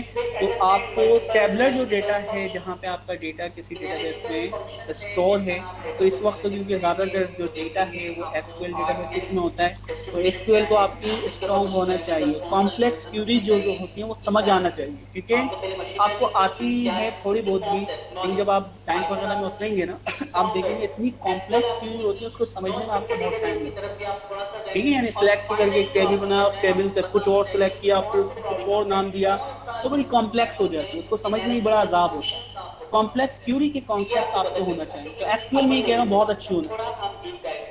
अच्छा जी, जब आपकी एसक्यूएल अच्छी है, ability to work with unstructured database जिसके अंदर आपके पास फायरबेस है, मोंगोडीबी है, वीडियो ऑडियो जो डेटा उसकी हैंडलिंग होना चाहिए, ये सारी चीज़ें आपको पता होना चाहिए। फिर understand multiple analytical function, analytical function है किस तरह आप डेटा को एनालिटिक करेंगे, उनको देखेंगे, आपको आर यानी डिस्ट्रीब्यूशन क्या है, इसके ऊपर मशीन लर्निंग का कौन सा एल्गोरिथम रखना चाहिए, ये सारी चीज़ें। तो आपने पहले मशीन लर्निंग सीखी क्या है, उसके कॉन्सेप्ट नॉलेज, पाइथन आपने सीखी, स्ट्रॉन्ग कर ली, एसक्यूएल आपने सीखी, नॉन स्ट्रक्चर्ड डेटाबेस की तरफ भी आप थोड़ा सा गए, और फाइनली जो आपको करना है, आपको पता होना चाहिए कि कौन सी प्रॉब्लम में कौन सा एल्गोरिथम हम लगाते हैं, एनालिटिकल फंक्शंस का आपको पता होना चाहिए। तो ये आपको पता चलेगा। अच्छा, ये मैंने अपर लेवल पे बात किया, थोड़ा हम डीप डाइव करें। मैं एज अ डेटा साइंटिस्ट कौन सी लाइब्रेरी सीखना चाहिए, पाइथन के ऊपर हम बात कर रहे हैं। तो पाइथन पे अगर मैं प्रोग्रामिंग लैंग्वेज पे बात करूँ तो पाइथन, आर, जावा, C++, इसके अलावा दूसरी लैंग्वेजेज है। तो सबसे ऊपर हमने जो रखी है क्या सीखना है, पाइथन। पाइथन लैंग्वेज जब आपने सीख ली तो आप लैंग्वेज आपके कॉन्सेप्ट क्लियर हो। अच्छा, अब ना सबसे पहले मैं यहाँ पे बात करता हूँ, आप किसी बैंक में भी हैं, VI टीम में काम कर रहे हैं, तो आप एक्सेल क्यूरीज पे बहुत अच्छा काम करते हैं, आप एक्सेस पे काम कर रहे थे। एक्सेल तो आपका समझे जो आपकी ब्रेड एंड बटर है वो एक्सेल ही, लेकिन एक्सेल में 5 लाख से ज़्यादा आप डेटा खोलें, आपका सिस्टम बढ़िया है, वो एप्लीकेशन इस काबिल ही नहीं है कि वो 5 लाख या 6 लाख डेटा को ऊपर कोई आप फार्मूला जी सर, आपकी आवाज़ आ रही है। एफिशिएंट तरीके में सॉल्व कर सके। आप देखिए, आपने सिर्फ फार्मूला लगाया, डबल क्लिक किया, वो अप्लाई होने में आधा घंटा लगा देता, और अगर आपने क्लिक कर दिया तो आपकी एप्लीकेशन क्रैश कर जाती है। वही काम जो आप एक्सेल में कर रहे हैं और घंटों में परफॉर्म हो रहा है, मैं आपको कह रहा हूँ कि आपको अगर पाइथन आ गई, आपने फाइनल्स वगैरह सीख ली, जस्ट सेकंडों के अंदर वो काम परफॉर्म हो जाता है जो घंटों में एक्सेल परफॉर्म करता है, ठीक है। और एक दफ़ा आपने कोड लिख लिया तो वो हर दफ़ा जैसा आप क्लिक करते हैं वो सारी कैलकुलेशन प्रोसेस को ऑटोमेट कर देता है। तो आपको पाइथन सीखनी है। जब आपने पाइथन सीख ली, अब डेटा विजुअलाइजेशन के कुछ टूल्स हैं, जैसे टेबलो, डेटा बहुत ज़्यादा इस्तेमाल होता है, परचेस टूल है, पावर BI परचेस टूल है, ठीक है, मैटलैब का इस्तेमाल होता है, ggplot और सीबोन, तो डेटा विजुअलाइजेशन वगैरह के लिए इस्तेमाल होती है चीज़ें। अरे सबको मेरी आवाज़ आ रही है? जी सर, आ रही है आपकी आवाज़। एकदम खामोशी हो गई थी, मैं समझा मैं डिस्कनेक्ट हो गया, ठीक है। अच्छा, अब आपने लैंग्वेज सीखी, कुछ परचेस टूल हैं विजुअलाइजेशन के, यानी आपको पाइथन सीख लें और पावर BI सीख लें। जी, excuse me sir, sorry to disturb you. एक चीज़ बोलनी थी आपको। जी, जी, बिल्कुल। सर मैं ये कह रहा था कि अगर डायनामिकली डाटा हमारे पास आए तो हम उसको किस तरह प्रिडिक्ट करेंगे? देखिए डायनामिकली जो डेटा आ रहा है प्रिडिक्शन करना, पहले तो हम उसका मॉडल बनाएंगे जो हमारे पास हिस्टोरिकल डेटा है, पुराना डेटा है 5 साल का 3 साल का, उसके ज़रिए मशीन लर्निंग आपका ट्रेंड हो जाती है। अब जो नया डेटा आता है ना डायनामिकली, उसी को तो हम प्रिडिक्ट करवाते हैं, प्रिडिक्शन कहते हैं उसको। तो हमें पहले एक मॉडल बनाना है। अब जो नया डेटा आएगा जो भी डायनामिकली आए, हम इस एल्गोरिथम को गुजारेंगे ओके बताएगा ये कार है, ये एप्पल है, ये बंदा ये चीज़ खरीदेगा या नहीं खरीदेगा, ठीक है। तो वो डायनामिक के ऊपर भी आप मॉडल को अप्लाई कर सकते हैं, या स्टैटिक डेटा जो नया डेटा आया है कल तक का, जैसे मैंने 15 दिन पुराना तक का जो डेटा है ना उसके ऊपर मॉडल ट्रेंड किया, 15 दिन का जो नया डेटा आया उसके ऊपर मैं प्रेडिक्ट करूँगा और उसके ऊपर कुछ तैयारी भी करता हूँ कि इनके लिए कौन सी मार्केटिंग कैंपेन परफेक्ट रहेगी, तो मैं डायनामिक पे भी कर सकता हूँ, ठीक है। लाइव आपकी एप्लीकेशन भी बना सकता हूँ, जैसे आप फेसबुक वगैरह मुख्तलिफ देख रहे हैं, लाइव एप्लीकेशन फेसबुक के ऊपर आपको लाइव टारगेटिंग ऑडियंस को करना होता है, ठीक है। ये डिपेंड करता है आप एप्लीकेशन की पाइपलाइन क्या बना रहे हैं। आपने पाइथन सीखी, टेबुलो या पावर बीआई, ठीक है, ये पावर बीआई को आप सीखना बड़ा अच्छा टूल है। टैबलो सीखने तो ये एक एक करके आपको सीखनी, और बाकी फिर जीजी प्लॉट वगैरह है, सीबॉन वगैरह है, इसके लिए फिर कोडिंग के जरिए हम काम करते हैं। टैबलो वगैरह हो गया, पावर बीआई वगैरह हो गया, मैटप्लॉटलिब जो है, अच्छा मैटप्लॉटलिब, जीजी प्लॉट, सीबॉन, इसके लिए कोडिंग करना पड़ती है। टैबलो और पावर बीआई जो है ये यूआई बेस्ड, यूजर डेटा डालें, ड्रैग एंड ड्रॉप उसका कुछ चार्ट बना देगा, सबको बहुत सारी चीज़ें दिखा देगा, ये चीज़ इस्तेमाल होती है। फिर आईडी जिसके ऊपर हम कोड करते हैं, तो हम जुपिटर नोटबुक ज़्यादा इस्तेमाल करते हैं, आप पाइथन इस्तेमाल कर रहे हैं, आपके पास ये सारी चीज़ें नहीं है, सिस्टम में इंस्टॉल करना पड़ेगा, तो कॉलेब के नाम से गूगल सर्विस देना, फ्री ऑफ कॉस्ट आप चाहें कुछ इंस्टॉल करने की ज़रूरत नहीं, गूगल का अकाउंट हो वहाँ पर डायरेक्टली आप पाइथन का कोड स्टार्ट कर सकते हैं। तो आप आईडी इस्तेमाल कर सकते हैं। वेब स्क्रैपिंग आपको आना चाहिए। वेब स्क्रैपिंग क्या है, मुख्तलिफ रिसोर्सेज के ऊपर डेटा पड़ा हुआ, डेटा उठा के आप अपनी मर्जी का, अब मैं आपको कहूँ कि यार जितने भी पाकिस्तान में रेस्टोरेंट हैं उन सब के फ़ोन नंबर मुझे चाहिए, उनकी सबकी तस्वीरें चाहिए, मैं उसके ऊपर मॉडल ट्रेन करूँ कि कोई भी बंदा किसी भी तरह की पिक्चर डाले तो हमारा मॉडल बता दे इस होटल का नाम ये है, ठीक है। तो इस तरह का कोई मॉडल बनाना चाहें, डेटा मुझे उठाना पड़ेगा पाकिस्तान के जितने भी आपके यहाँ रेस्टोरेंट हैं, जितने भी होटल्स हैं, उनकी तस्वीरें उठाना पड़ेगी और उनको लेबल करना पड़ेगा। तो अगर मैं किसी मैनुअल इंसान को ये काम दूँ तो मैं भी 2 साल 3 साल लगा दे सिर्फ डेटा कलेक्ट करने में, तो मुझे स्क्रैपिंग डेटा हम कोड करते हैं वो ऑटोमेट एक एक URL पे जाता है कि तस्वीर को सेव करता है उसके नाम के साथ, ये आपकी क्लास की स्क्रैपिंग, उसके लिए कुछ यहाँ ब्यूटीफुल सॉफ्ट है, स्क्रैपिंग के नाम है, URL लिब है, ये हम इस्तेमाल करते हैं। तो एक भी आपको आ जाए तो कोई मसला नहीं, मैं ये नहीं कह रहा कि हर हेडिंग के अंदर सारी चीज़ें ठीक हैं, सारों का पता होना चाहिए, लेकिन एक भी चीज़ पे कमांड है, इट मीन आप वो काम कर सकते हैं। डिप्लॉयमेंट में एज़्योर है और इसी तरह आपके पास है AWS जो कि अमेज़ॉन का है, इसी तरह क्लाउड है आपका गूगल का, तो आप इनमें से किसी को भी इस्तेमाल कर सकते हैं। यानी मेरे पास एक अच्छी मशीन नहीं है, मुझे अपने मॉडल को ट्रेन करना है, GPU वगैरह चाहिए, हार्डवेयर वगैरह अच्छे चाहिए, तो मैं क्या करूँ, या तो मैं एक लोकल सिस्टम एक अच्छा सा खरीदूँ 5 से 6 लाख का, या मुझे वक्ती तौर पर एक छोटा सा प्रोजेक्ट बनाना है जो सिर्फ 10 मिनट के लिए मुझे GPU के इस्तेमाल की ज़रूरत है, तो हम क्लाउड के थ्रू जाते हैं। जितनी देर आप उसकी क्लाउड की प्रोसेसिंग इस्तेमाल करेंगे, वो हार्डवेयर इस्तेमाल करेंगे, उतने आपको पैसे देना पड़ेगा, ठीक है। अच्छा फिर मैं जब एप्लीकेशन बना देता हूँ तो ये मैं इनको इन क्लाउड पे रख भी सकता हूँ, तो जब मेरे एप्लीकेशन के ऊपर कोई यूज़र आएगा और उस वक्त जब वो प्रोसेसिंग होगी तो उस प्रोसेसिंग के पैसे वो क्लाउड मुझसे चार्ज करेगा। तो ये आपके पास क्लाउड है जो कि आप डेवऑप्स वगैरह में सीखते हैं। मैथमेटिक्स में आपको स्टेट्स, लीनियर अलजेब्रा, कैलकुलस, ये सारी चीज़ें बड़ी स्ट्रॉन्ग होना चाहिए, ठीक है, जब आप एज आ मशीन लर्निंग या एज आ डेटा साइंटिस्ट काम करें। फिर उसके बाद डेटा एनालिसिस आपको आना चाहिए, फीचर इंजीनियरिंग, अभी हमने पढ़ा था फीचर्स क्या होते हैं, टेबलर फॉर्म में कॉलम फॉर्म फीचर कहते हैं, पिक्चर के अंदर क्या होते हैं, आँख नाक कान या कोई भी चीज़ कासिम को आइडेंटिफाई करने के लिए, किसी भी ऑब्जेक्ट को आइडेंटिफाई करने के लिए जो चीज़ें रिक्वायर्ड होती हैं, जो चीज़ें इंपॉर्टेंट होती हैं इस तस्वीर में, उसको हम कहते हैं फीचर्स। तो फीचर इंजीनियरिंग आपको आना चाहिए। बगलिंग और EDA, बगलिंग आपकी क्या आपकी मर्जी, टैबलर यानी 2 टेबल टूल 10 टेबल टूल के आपस में ज्वाइन लगा सकें। उसके बाद है EDA, exploratory data analysis, data को विजुअलाइज करवा के आपको बना सकते हैं, ठीक ठीक है, कि हमारे पास मेल इतने, फीमेल इतने, कराची के इतने लोग हैं, इस सिटी के, इस कंट्री के इतने लोग हैं, ये लोग ज़्यादा आपकी ट्रांजेक्शन करते हैं। ये भी बड़ी इंपॉर्टेंट चीज़ है। एंड फाइनली मशीन लर्निंग की अगर मैं बात करूँ तो आपको क्लासिफिकेशन आना चाहिए, रिग्रेशन आना चाहिए, रीइंफोर्समेंट लर्निंग आना चाहिए, deep learning, clustering, dimensionality reduction. तो ये चंद नाम है, तो कम से कम ये चीज़ें आना चाहिए, ठीक है। तो ये कम से कम रिक्वायर्ड है मिनिमम। लेकिन मैं ये नहीं कह रहा कि ये आपकी इनफ है, बहुत सारी और चीज़ें हैं जो आपको आना चाहिए, जो आहिस्ता आहिस्ता आप सीख सकते हैं। अच्छा, अब मैं इसको सर मैं एक क्वेश्चन पूछ सकता हूँ? मोहम्मद उस्मान जी सर। सर मैंने काफ़ी चीज़ें आपकी अभी सुनी भी हैं और मैंने खुद में एआई का जो सब्जेक्ट है वो अपनी ग्रेजुएशन में पढ़ा है। आई नो कि ये बहुत कॉम्प्लेक्स भी है, मैथमेटिक्स का रोल बहुत ज़्यादा है। तो मैं ये जानना चाहता हूँ कि आपकी अपनी पर्सनल लाइफ में आपने मैथमेटिक्स को कितना अच्छे तरीके से पढ़ा और आपने मैथमेटिक्स को कितना इंपॉर्टेंट फील किया इस फील्ड में। ऑब्वियसली फील्ड तो कोर है ही मैथमेटिक्स के ऊपर, तो जिस तरीके से हमें मैथमेटिक्स पढ़ाते हैं वो ज़ाहिर से फार्मूला उसके जरिए सॉल्यूशन होता है। आपने कितना डिफिकल्ट लर्निंग को फील किया मैथमेटिक्स, बिकॉज मुझे ये चीज़ बहुत ज़्यादा डराती है। यार देखो, ये बात तो तुम सही कह रहे हो कि मैथ्स का डरना मुझे भी था। मैंने मैट्रिक तक पढ़ा, इंटर जो मैंने किया फिर वो मैंने क्या नाम है इससे बायोलॉजी से किया था, फिर मेडिकल, उसके बाद फिर कंप्यूटर साइंस पढ़ी, फिर दोबारा मैथ आई। अच्छा, तो मैथ को मैंने थोड़ा सा हल्का ही लिया। फिर ग्रेजुएशन में साथ साथ आर्टिफिशियल इंटेलिजेंस में जब आया तो फिर एकदम से आपको मैथ छोड़े हुए एक अर्सा होगा और एकदम से आपको डीप डाइव करना पड़ेगा।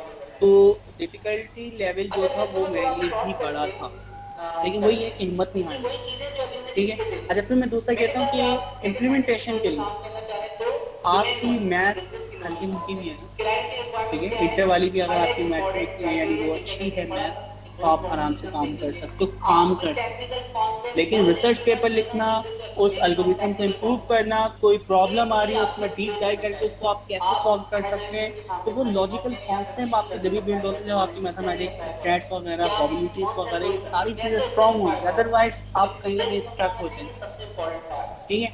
तो ये है कि मैथमेटिक्स वगैरह आप इनको यानी टारगेट करना, स्ट्रॉन्ग करना किसी भी हाल में। लेकिन ये है कि अगर आपको ये चीज़ें नहीं भी आती, आप काम करना स्टार्ट कर सकते हैं, ये गारंटी। डिप्लॉय करने के लिए, काम करने के लिए, एप्लीकेशन बनाने के लिए प्योर मैथमेटिक्स, क्योंकि आपको सिर्फ पता होना चाहिए कौन सी चीज़ कैसे सॉल्व होती है। जीडीडीसी ऑप्टिमाइजर, आपने सिर्फ वैल्यू चेंज करनी है टेंसरफ्लो की, वो खुद ब खुद बैकएंड के ऊपर वो काम कर रहा है, आपको लो लेवल से जाके डिप्लॉय नहीं करना पड़ेगा। अच्छा, मैं इसको ना थोड़ा आप शॉर्ट करके करते हैं। ये वही चीज़ें जो अभी हमने पीछे देखी। मैंने कहा कि आप डेटा साइंटिस्ट के तौर पे काम करना चाह रहे हैं तो डोमेन नॉलेज, बिजनेस की नॉलेज होनी चाहिए। क्लाइंट की रिक्वायरमेंट क्या है, हाईलाइट इंपॉर्टेंट क्राइटेरिया जो कि अभी हमने पढ़ा था, दो इंपॉर्टेंट चीज़ें हम देखेंगे। आपकी टेक्निकल कॉन्सेप्ट बोलने की ना जो है ना, is to explanation of technical concept, ये भी आपकी स्किल्स होना चाहिए। आप हाई मैनेजमेंट के सामने खड़े हैं और कह रहे हैं यार मैं मशीन लर्निंग अप्लाई कर दूंगा, मैं डीप लर्निंग अप्लाई कर दूंगा, क्या है, कौन सा एल्गोरिथम है, कैसे उससे मैं फायदा होगा, तो एक्सप्लेन करना आना चाहिए, सबसे इम्पोर्टेंट पार्ट है। फिर उसके बाद रिसर्च एनालिसिस आपकी होना चाहिए, ठीक है। आप रिसर्च भी करते हैं नई चीज़ें क्या हो रही हैं, कौन सा एल्गोरिथम आ रहे हैं, आपकी स्टैटिस्टिकल नॉलेज अच्छी हो, मैथमेटिकल नॉलेज अच्छी हो, डिज़ाइनिंग मेथड आपको आना चाहिए। डिज़ाइनिंग मेथड क्या है, मैं कोई एप्लीकेशन बना रहा हूँ तो किस तरह यूज़र से इनपुट लूँगा, यूआई यूएक्स, ठीक है। तो एजाइल के जो फ्रेमवर्क हैं, तो हम जो बनाते हैं ईजी टू यूज़र, हम यूआई बना रहे होते हैं, तो वो चीज़ें यूज़र एक्सपीरियंस को हम बहुत चीज़ें यानी देखते हैं, तो डिज़ाइन मेथड्स आपको होना चाहिए। फिर ट्यूनिंग, फिटिंग मॉडल, जो मॉडल इवेल्यूएशन की ना, और मैथमेटिकल स्टैटिस्टिकल आपका जो यानी बिहेवियर चीज़ें हैं ये बड़ी अच्छी है। उसके बाद मशीन लर्निंग के कॉन्सेप्ट अच्छे हो, डेटा साइंस इन सबसे मिलके ही बन रहा है। डेटा इंजीनियरिंग डेटा के बैकग्राउंड पे कैसा रखते हैं, हमारी क्या पाइपलाइन है, किस तरह डेटाबेस स्टोर हो रहे हैं, तो डेटा इंजीनियरिंग के भी कुछ ना कुछ कॉन्सेप्ट आते हैं। बाकी कंप्यूटर साइंस का बहुत बड़ा रोल है, तो कंप्यूटर साइंस की आपकी data infrastructure, validation, data processing और डेटा गवर्नेंस वगैरह, और कुछ टूल जब आप बिग डेटा हैंडल करते हैं, मैं आपको 20 मिलियन का डेटा आपको एक साथ दूँ, आपकी मशीन बैठ जाएगी चाहे जितना अच्छी हो, 32 GB और 64 GB आपकी रैम हो, वो उसमें स्टोर ही नहीं हो पाएगा, उसमें पत्ते हम चंक की सूरत में प्रोसेस होते हैं। हडूप वगैरह की मैं बात करूँ तो हडूप क्या करता है, मेरे पास UVL के अंदर मैं एक बात कह रहा हूँ कि लाइक 20,000 कंप्यूटर लगे, 20,000 एक एट ए टाइम इस्तेमाल नहीं होते, तो प्रोसेसर भी उनकी, हार्डवेयर भी उनकी, रैम भी, ठीक है। मुझे प्रोसेस करना था, उसके लिए मुझे कम से कम 200 GB रिक्वायर्ड। मैं क्या करूँ, 200 GB वाला एक सिस्टम बनवाऊँ, सर्वर बनवाऊँ, ठीक है। तो इसका है क्या था, हडूप क्या करता है, मैं तमाम मशीनों में हडूप इंस्टॉल कर देता हूँ। वो 20 लाख वाला जो डेटा था ना, वो थोड़ा थोड़ा पहली मशीन को 100 देता है, दूसरी को 200 देता है, 300 देता है, 400 देता है, वो डिस्ट्रीब्यूट कर देता है। तो ये 100 पे करता है, ये 100 पे करता है। अलग अलग मशीनों के ऊपर हार्डवेयर यानी रैम और प्रोसेसिंग होती है, प्रोसेसर काम करते हैं, और जब वो कंबाइन होते हैं उनका रिजल्ट जो होता है ना, ये सेंटर आपके सर्वर को वापसी देता है। तो वो काम जो कि एक मशीन से मैं करवाता और 10 दिनों में होता, लेकिन वही काम मैंने किससे करवाया, हडूप के जरिए डिस्ट्रीब्यूटेड इन्वायरमेंट में करवाया। पीछे हमें फायदा होता है हडूप के जरिए, तो हडूप वगैरह भी आपको आना चाहिए। अच्छा, ये फिर वही सारी चीज़ें हैं जो अभी हमने देखा, थोड़ा सा और यानी डीप में बता रहा है कि बिजनेस स्किल्स, आपके पास बिजनेस स्किल्स बहुत अच्छी होना चाहिए, ठीक है। लीगल, एथिकल, मार्केट में क्या आपके बिजनेस में वर्क है, डिसीजन मेकिंग आपकी अच्छी होना चाहिए, ट्रांसपेरेंस वर्सेस ब्लैक बॉक्स। यानी आप कह रहे हैं मैं मशीन लर्निंग अप्लाई कर दूँगा, ब्लैक बॉक्स क्या कर दूँगा, बिजनेस को क्या फायदा होगा, मार्केट को क्या फायदा होगा, हम इससे कितनी चीज़ें गेन कर सकते हैं। अच्छा, ये प्रेजेंटेशन वगैरह शेयर हो जाएगी दानिश, ठीक है। फिर उसके बाद है performance criteria, matter, ROI, accuracy. ये हम जब इवैल्यूएशन कर रहे होते हैं मॉडल की, तो जिससे हम देखते हैं, जो कि मैं कह रहा था ना कि मैट्रिक्स आपकी क्या होती है, परफॉर्मेंस मैटर्स हो, फीचर इंजीनियरिंग आपकी अच्छी होना चाहिए, और इसी तरह आपका रिलायबिलिटी वगैरह और डेटा वगैरह का एलिमेंट जो है वो डेटा फैक्ट डेटा ना हो, उसको जनरेट किया हुआ ना हो, जो रियल डेटा आप लोग काम करें। फिर डेटा साइंस के अंदर विच एनालिसिस बहुत इंपॉर्टेंट पार्ट, डिस्ट्रीब्यूशन है, टेस्टिंग है, तो मुझे कौन सी मशीन लर्निंग लगानी है, डीप लर्निंग लगानी है, डिसीजन ट्री लगानी है, ये बड़ी इंपॉर्टेंट है। टेक्निकल आईटी स्किल्स की हम बात करते हैं, तो आईटी स्किल्स में हमने ये देखा कि प्रोजेक्ट मॉनिटरिंग वगैरह आपके डेटा गवर्नेंस हैं, और आईटी स्किल्स में क्या ये आपको कह रहा है डेटा लॉजिस्टिक एक, यानी डेटा को एक जगह से दूसरी जगह कैसे लेके जाते हैं, लॉजिस्टिक वगैरह पता होना चाहिए, हाई परफॉर्मेंस कंप्यूटर्स आपके पास होना चाहिए, डेटा रिलायबल डेटा हो, रिक्वायरमेंट आपको आनी चाहिए, और इसी तरह की बिल्ड, बाय, आउटसोर्स और एग्जीक्यूशन, ठीक है। बाज़ औक़ात बहुत बड़ा प्रोजेक्ट होता है, बहुत सारी चीज़ें होती हैं, तो हम बाहर से भी आउटसोर्स करवाते हैं कुछ काम, लेकिन डेटा साइंस के ज़्यादातर जो काम होते हैं सेंसिटिव डेटा होता है, और कोई भी ऑर्गेनाइजेशन कभी भी अपना डेटा बाहर नहीं देती, ठीक है। जैसे कि बैंक है, फाइनेंशियल इंस्टीट्यूट, तो फाइनेंशियल जो आपका बैंक है वो कभी भी अपना डेटा बाहर नहीं देता, ये बड़ी इंपॉर्टेंट चीज़ है। अच्छा, तो आपको पता चल गया कि क्या चीज़ें सीखनी, कैसे सीखनी, किन चीज़ों को आपको स्ट्रॉन्ग करना है। अब कहाँ से करें भाई, तो कोर्सेरा के ऊपर आप जाएँ, IBM data science professional certificate, ये आपके पास कोर्स है, इसमें एनरोल हो जाएँ। टेल्सफ्लोर पर सर्टिफिकेशन, ये भी कोर्सेरा के ऊपर, इसकी पूरी यानी आपके पास 4 कोर्सेज हैं, वो आपको करने होंगे, उसके बाद आप इस काबिल होंगे, सर्टिफिकेट गेट कर सकते हैं। तो ये अगर आप 2 ट्रैक निकाल लेते हैं तो यकीन मानिए दुनिया आपको बुलाती है। और फाइनल आपके पास जो रिसोर्स है, आप अपनी कंट्री में सीखना चाह रहे हैं, लेकिन ये है कि क्योंकि अभी कोर्सेज चल रहे हैं, रजिस्ट्रेशन वगैरह बंद हैं, तो PIAC को आप ज्वाइन करें। हमारी सर्जिया के सुपरविजन के अंदर हम बहुत सारी चीज़ें सीखते हैं, और लेटेस्ट चीज़ें जो भी चेंजिंग आती है, सर्जिया मुख्तलिफ प्रोफेशनल जो स्टूडेंट्स हैं माशाल्लाह गूगल में, अमेज़ॉन में, माइक्रोसॉफ्ट में, और मुख्तलिफ जगहों पे बैठे हुए हैं और वर्क कर रहे हैं अच्छा खासा। तो मुख्तलिफ जो latest art of the technology है वो चीज़ें उठा के उसमें अपग्रेड करते हैं। हमारा जो सिलेबस है आप यकीन मानें पढ़ते पढ़ते चेंज हो जाए, ठीक है। तो ये चीज़ें आपकी रिसोर्सेज हैं जहाँ से आप ये चीज़ें गेट कर सकते हैं। तो अब हम अपना क्वेश्चन आंसर, अच्छा माशाल्लाह फिक्स हमारा 10 बजे यानी कंप्लीट हो गया, तो क्वेश्चन आंसर सेशन अब हम कर सकते हैं। सर ये पूछना है कि इस चीज़ में पूरा टाइम कितना लगता है, मतलब आप किस चीज़ के काबिल हो जाएंगे, इसमें पूरा टाइम कितना लगता है? अच्छा, ये डिपेंड करता है आप टाइम कितना दे रहे हैं। अगर आप दिन के 4 से 5 घंटे दे रहे हो तो 4 से 5 घंटे दे रहे हैं, फिर देखिए सिर्फ पढ़ना नहीं, मेन चीज़ है इम्प्लीमेंटेशन करना। तो वहाँ पे देखिए 4 से 5 चीज़ों के नाम आए थे। क्लासिफिकेशन आपको आना चाहिए, रिग्रेशन आपको आना चाहिए, क्लस्टरिंग आपको आना चाहिए, डायमेंशनलिटी रिडक्शन आना चाहिए, री रनिंग पे आपको थोड़ा बहुत काम आना चाहिए। इसके अलावा और दूसरी रिकमेंडेशन वगैरह और बहुत सारी चीज़ें। तो ये चीज़ें जो हैं, जो मोटी-मोटी, इनके ऊपर आपका पोर्टफोलियो बना हुआ है। क्योंकि जब आप मार्केट में जाएँगे ना, आप बोलेंगे मुझे मशीन लर्निंग आती है, हज़ारों लोग बोलते हैं, आपने किया क्या है? तो वो पोर्टफोलियो जी, एनीवन? कासिम साहब, मैं अपना पिछला सवाल थोड़ा एक्सटेंड करना चाहूँगा। जैसे कि आपने बताया कि मुझे अपने इर्द गिर्द के माहौल पे फोकस करना चाहिए कि जिस चीज़ को ज़रूरत है ऑटोमेशन की या जिस पे मैं अपना कोड अप्लाई कर सकता हूँ, उस पे अप्लाई करके मैं उसको ऑटोमेट कर सकता हूँ। ये एक बड़ी छोटी पिक्चर है और इस तरह की मेरे पास काफ़ी सारी एग्जांपल हैं जो मैं आज अपना काम और अपने दोस्तों का काम उससे आसान करता हूँ। लेकिन looking at the bigger picture, अगर इंडस्ट्री का हम देखें तो ऐसा एक कौन सा की आइडिया होगा या ऐसी कौन सी कमी है जो डाटा साइंस या आर्टिफिशियल इंटेलिजेंस पाकिस्तान में पूरी कर सकती है? इसका मैं आपको जवाब देता हूँ। हम ना दुनिया से वैसे बहुत पीछे हैं। इसका मतलब है आप किसी भी इंडस्ट्री में जाके, चाहे वो एग्रीकल्चर हो, चाहे वो मैन्युफैक्चर कंपनी हो, आप कहीं भी जाके ना उनके सिर्फ 2 सवाल मैंने कहे हैं कि उस पूरे बिजनेस के, उस पूरी ऑर्गेनाइजेशन में सबसे ज़्यादा प्रॉफिट देने वाली चीज़ क्या है, सबसे पेनफुल प्रोसेस क्या है, जिसमें बहुत ज़्यादा रिसोर्सेज हमारे इस्तेमाल हो रही है, लेकिन उससे जो इनपुट आता है वो बहुत कम आता है। तो इन चीज़ों में जहाँ आप एआई को इस्तेमाल करते हैं, मैं इसकी एग्जांपल देता हूँ। हमारा एक स्टूडेंट है फयाज़, माशाल्लाह वो टीचर्स में भी शामिल है हमारे पीआईसी के अंदर। तो फयाज़ हमारे सैलानी का फर्स्ट बैच का स्टूडेंट था। उसने पढ़ते होंडा कंपनी के अंदर वो काम कर रहा था, तो मैन्युफैक्चर लाइन जो होती है उसमें से कुछ चीज़ जाता था, जो नए पार्ट आते थे बाहर से, तो वो इंसान देख के उसको लेबलिंग तो नहीं करता था, उसको क्या करता था, उनको सॉर्ट करता था कि एनजी ये ओके, एनजी का मतलब नॉट गुड और एक होता है गुड। तो वो चीज़ को खुद देख के इंस्पेक्शन करते थे और उसको सॉर्ट करके मुख्तलिफ पैकिंग के अंदर रखते थे।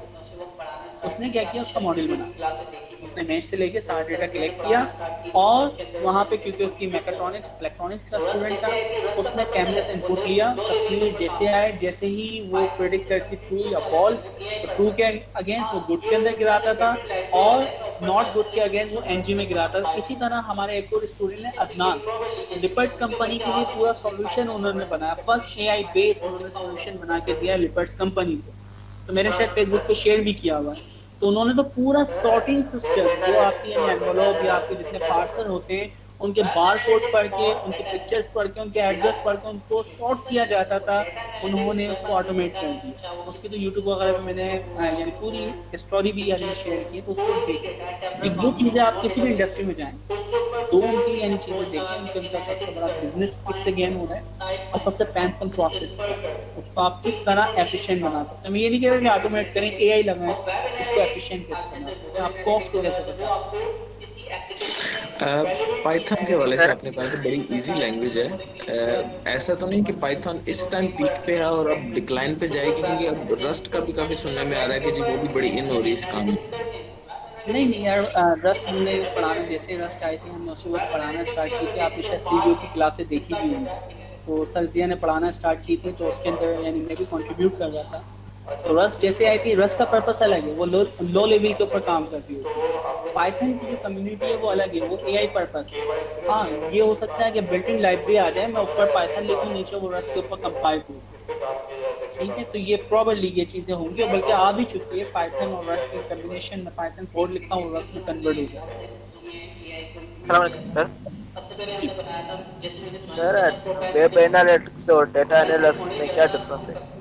वेब एनालिटिक्स और डेटा एनालिटिक्स, जी सर। सिंपल ही है। देखो, डेटा एनालिटिक्स, मेरे पास जो डेटा है, चाहे वो किसी भी चीज़ का हो, वीडियो हो, ऑडियो हो, पिक्चर्स हो, कोई भी डेटा टेबलर फॉर्म में हो, नो डेटाबेस हो, तो उसके ऊपर कोई भी मैं अप्रोच लगा के एनालिटिक्स करता हूँ, फाइंड करता हूँ, इनसाइट फाइंड करता हूँ, उससे कुछ इन्फर करता हूँ, कोई इन्फॉर्मेशन निकाल, वो डेटा एनालिटिक है। और वेब एनालिटिक, आप जैसे गूगल एनालिटिक वगैरह, तो वो आपको किसी एप्लीकेशन से रेलिवेंट भी एनालिटिक है कि कितने यूजर्स आए, कितने लोगों ने क्लिक किया, कितने लोगों ने उसको बंद किया, कितने लोगों के ऊपर एप्लीकेशन ट्रैक हुई, तो वो वेब एनालिटिक। एक पर्टिकुलर वेब के ऊपर यानी एनालिटिक्स करते हैं, वेब एनालिटिक है। किसी भी डेटा पे करते हैं डेटा एनालिटिक। वेब एनालिटिक भी अगर देखें तो पार्ट है इसका डेटा एनालिटिक्स। अच्छा अस्सलाम वालेकुम। अच्छा मुझे ये बताइए कि आप काफ़ी यूनियन में काम कर रहे हैं, तो आपने एआई में बैंकिंग सेक्टर में केवाईसी और एएमएल पे कोई काम किया है, या कोई प्रोजेक्ट्स वगैरह ऐसे हैं जो आरएनडी के लेवल पे हों, जिस पे काम किया जा सके और आपसे सीखा जा सके, यार अकाउंट ओपनिंग से रिलेटेड और एआई और केवाईसी? ठीक बिल्कुल, हमने बहुत थैंक से यू। चीज़ों में एआई को इम्प्लीमेंट किया था। सबसे पहले हमने बनाया था, जैसे मैंने ज्वाइन किया था प्रोपेंसिटी मॉडल।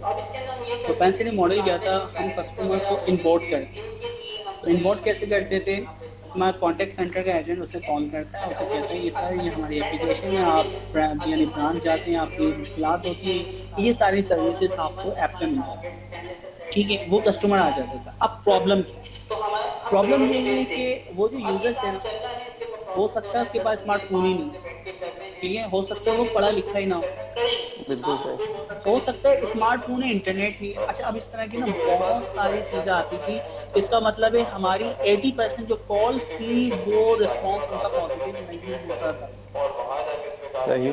अच्छा वो ब्रांच में भी तो आ सकते हैं ना कस्टमर, सॉरी अभी बात कर रहा हूँ मैं और आपकी को ऐड ऑन कर रहा हूँ कि अगर कस्टमर ब्रांच में आ जाता है, वहाँ भी खुलवाता है, या चले सेंट्रलाइज ऑपरेशंस को ले लेते हैं, पूरी फाइल आ गई है आपके पास, अकाउंट ओपनिंग फाइल आ गई है, आप क्या करते हैं, आप कैसे जज करेंगे कि उसकी केवाईसी प्रोफाइल और सीडीटी उनके ओके है नहीं है, उस पर किस तरह एआई लगाएंगे कि जो सेंट्रलाइज ऑपरेशन का स्टाफ है वो कम से कम हो सके?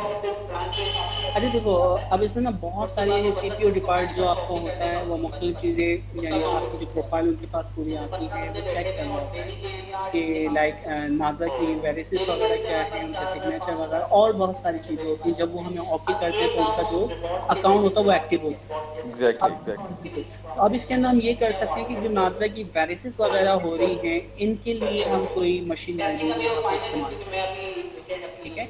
अच्छा, अब वो मशीन अच्छा डिपेंड करता है प्रायोरिटी क्या है। अभी हमारी जो बैंक की प्रायोरिटी है केपीआई उतनी साल की 2021 के हमारे टारगेट पहले से सेट है, हमें करना क्या है, सही। तो हम प्रायोरिटी बेस देखें। तो अब ये काम चल रहा है, इसके बाद प्रोसेस हो रहा है, 10 बंदे 5 बंदे बैठ के कर रहे हैं। मुझे अभी इसको इम्प्रूव नहीं करना, करेंगे, ये काम इम्प्रूव हो सकता है, लेकिन प्रायोरिटी इस वक्त हमारी क्या है, चेंज। अच्छा, क्योंकि मेरे पास भी कुछ आइडियाज़ वगैरह हैं, मैं चाह रहा था इस पे काम करना। अगर हम जो है फेस रिकग्निशन पे जाके और नादरा से अगर इंटीग्रेट करें और वहाँ जाके इस पे काम किया जाए, तो और पीछे से हम उसकी बंदे की प्रोफाइल वैसे ही चेक कर रहे हो, तो काफ़ी सारी चीज़ें इम्प्रूव हो सकती हैं। लेकिन मुझे भी टीम की ज़रूरत है, वैसे मैं एक्सटर्नल वो नहीं सारा काम कर रहा था, तो फिर इंशाल्लाह ताला अगर आसिम, मैं समझ अभी देखो हमने ना एक ऑटोमेट किया है सिस्टम को। मैं सिंपल ही कह रहा हूँ कि आपके सिग्नेचर होते थे, वेरिसेस जो होते हैं 15 बंदे बैठ के काम करते हैं। बिल्कुल उसमें क्या है कि स्कैन हुआ और फिर ब्रांच से आता है, उसके बाद वो बंदा से उनको मैच करता, ओके कर देता होता, बस खत्म। उसका अकाउंट 15 बंदे बैठे हुए हैं और डेली के यानी 8 घंटे काम करते हैं। डेली बेस पे हमारे पास 4000 5000 जो है वो सिग्नेचर वेरीफाई होते हैं। अब ये काम हम रिकॉर्ड के जरिए करवा सकते हैं, बॉट के जरिए करवा सकते हैं, और इसके लिए थोड़ा मॉडल वगैरह ट्रेन क्या वो ऑटोमेटिक टेस्टिंग हो गई। टेस्टिंग अभी और फाइनल है, क्योंकि मैं अभी वीकेंड अपनी चलाना जो छुट्टियाँ उसका आगे, तो मैं तो किस में जाऊँगा, तो ये है कि जब तक मैं जाऊँगा वो डिप्लॉय होगा। अच्छा जबरदस्त। सर मेरा क्वेश्चन है अतीकुर रहमान। जी सर, मेरा क्वेश्चन है कि थैंक्स आपके लिए कि आपने बहुत अच्छा माशाल्लाह सेशन दिया। सर क्वेश्चन इज दिस कि हमने एसक्यूएल से डेटा पुल कर लिया, ठीक है, अभी हमने उसके ऊपर कोई रिग्रेशन मॉडल या कोई मॉडल अप्लाई करना है, लेकिन उस पर ये होता है कि डिफरेंट तरह के कॉलम्स होते हैं, सम टाइम अप्लाई होते हैं, सम टाइम नहीं होते।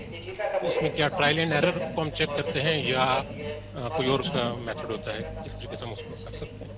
नहीं, बिल्कुल आप कह रहे हैं ट्रायल एंड एरर वो हम बार बार करते रहते हैं, और हमारे पास जो डेटा होता है ना वो डेटा बड़ा इंपॉर्टेंट है। अब जैसे आपने स्पेसिफिक एल्गोरिथम इस्तेमाल किया रिग्रेशन का, लेकिन मैं न्यूरल नेटवर्क इस्तेमाल कर रहा हूँ, तो उसके अंदर जो भी हाइप आ रही है, स्पार्क आ रहा है, वो खुद वो फाइंड करता है, सीजनैलिटी आ रही है। तो जितना ज़्यादा मेरे पास डेटा होगा न्यूरल नेटवर्क उतना अच्छा परफॉर्म करेगा। लेकिन मशीन लर्निंग के जो स्पेसिफिक एल्गोरिथम है रिग्रेशन वगैरह के, जैसे रैंडम फॉरेस्ट वगैरह या दूसरे आपके पास है के मीन वगैरह, तो उनके ऊपर आप देखेंगे वो कम डेटा के ऊपर ही काम करते हैं, ज़्यादा डेटा आप लेंगे वो बैठ जाता है। ठीक है, तो डिपेंड करता है कौन सा एल्गोरिथम इस्तेमाल करना। अच्छा, बड़ी इंटरेस्टिंग डिस्कशन चल रही है। ऐसा हो सकता है कि आपका ईमेल एड्रेस या कुछ कांटेक्ट का जरिया मिल सके, जिससे हम मजीद अगर गाइडेंस कहीं किसी स्टेज पे चाहिए तो वो भी आपसे ले सकें। या हाँ बिल्कुल, मेरा कॉन्टैक्ट नंबर आप लिख लेना, व्हाट्सएप 0315 293 लेकिन मैंने चैट के अंदर भी लिख दिया। सर एक चीज़ पूछनी थी। जी जी बिल्कुल दोस्तों। कासिम सर, प्रधान मैं सर ये से कह रहा बात था करूँ, क्वेश्चन कि मैंने ना चैट पे जी, प्रधान, अच्छा प्रधान आई थिंक पूछना चाह रहे हैं काफ़ी देर से, तो प्रधान को मौका दे देते हैं। प्रधान अब्बास। सर मैंने एक चीज़ ये पूछनी थी जी सर, मैं बोलूं? जिस आपने बोला कि हमने मॉडल को ट्रेन कर लिया है, मॉडल बना लिया, मतलब हम एक डाटा का उसकी एक्यूरेसी कर लिया, हम अब उसको डिप्लॉय करने जाते हैं किसी भी वेबसाइट पर। अब यकीनी बात है, हम मॉडल को ट्रेन करते हैं डिजिटल बुक में, तो हर यूज़र हमारा वो चीज़ तो यूज़ नहीं कर सकते, क्योंकि उसको तो एक ईजी यूज़र इंटरफेस चाहिए। तो सर ये चीज़ हमें कहाँ से लर्निंग मिलेगी कि हम कहाँ, मतलब ये हम कहाँ से सीख सकते हैं कि हम मॉडल को डिप्लॉय कैसे करें, किसके ट्यूटोरियल हमें कहाँ से वेब पे या एप्लीकेशन पे कहाँ अप्लाई करें? ठीक है प्रधान, मैं आपका क्वेश्चन समझ गया। लेकिन सिंपल ना, अभी तो क्योंकि आप क्वार्टर 2 में होंगे या क्वार्टर 3 के स्टूडेंट होंगे, तो अभी तो आपने सिर्फ जुपिटर नोटबुक के ऊपर ही काम किया है, जो मॉडल ज्वाइन किया, मॉडल को सेट कर। अब जब आपने मॉडल को सेट करवा दिया ना, अब आगे एक काम ये होता है कि हम क्लास एक एप्लीकेशन एक फ्रेमवर्क है, वहाँ पे इस मॉडल को मॉडल डॉट लोड करते हैं, ठीक है, वहाँ पे लोड हो जाता है। आपका वेब के लिए एक फॉर्म है, वहाँ से इनपुट हम मांगते हैं, कोई तस्वीर हो गई आदमी, और उसके बाद हम क्या करते हैं, इसमें से गुजारते हैं, प्रेडिक्ट करते हैं, और वापसी हम वेबसाइट के ऊपर रिस्पॉन्स बस समझ आ गई, समझ आ गई।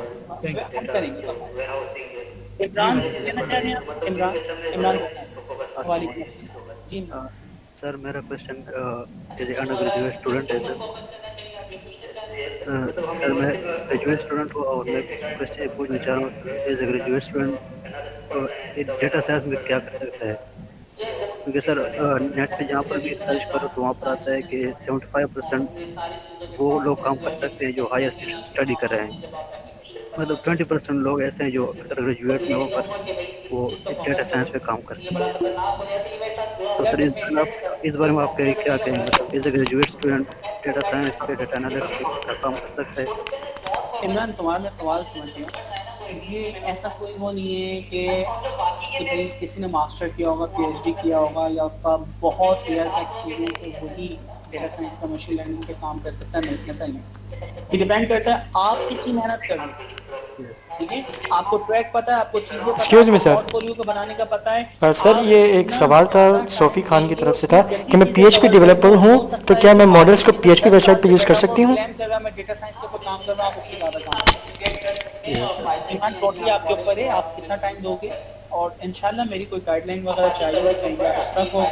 Yes sir. और सर दूसरा क्वेश्चन ये पूछना सर, हम यहाँ पर यूनिवर्सिटी में ये डेटा साइंस के बारे में बहुत ज़्यादा सब्जेक्ट पढ़ते हैं सर, मतलब अभी हम करंटली रैपिड माइनर पढ़ रहे हैं, डेटा एनालिसिस और डेटा जो वेयर हाउसिंग है, ये सारी चीज़ें पढ़ रहे हैं, तो मतलब इनमें से हमें ज़्यादा किस चीज़ पर फोकस करना चाहिए? दोबारा किसके ऊपर फोकस करना चाहिए? मतलब हम यूनिवर्सिटी में होकर एक टाइम, मतलब करंटली हम डेटा एनालिसिस पढ़ रहे हैं, डेटा वेयर हाउस पढ़ रहे हैं सर, डेटा मशीन लर्निंग पढ़ रहे हैं। ब्रांच की सारी चीज़ें इम्पोर्टेंट, और ये सारी चीज़ों के कॉन्सेप्ट लॉजिक कहीं ना कहीं आपके काम आते हैं जब आप एप्लीकेशन बना रहे हो। तो मैं ये नहीं कहूँगा कि भाई इस चीज़ पर फोकस करो, ये बड़ा ख़तरनाक हो जाता है। ये मेरे साथ हुआ हुआ है, जब मैं इंटर में था ना, मुझे डॉक्टर बनने का बड़ा शौक था, मेडिकल उन पे ना बहुत फोकस, उनके माशाल्लाह जो नंबर्स आए ना वो 80 में मैंने उठा लिया।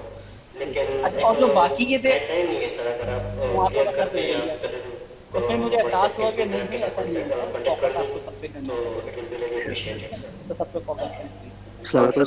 लास्ट क्वेश्चन सर, अगर सर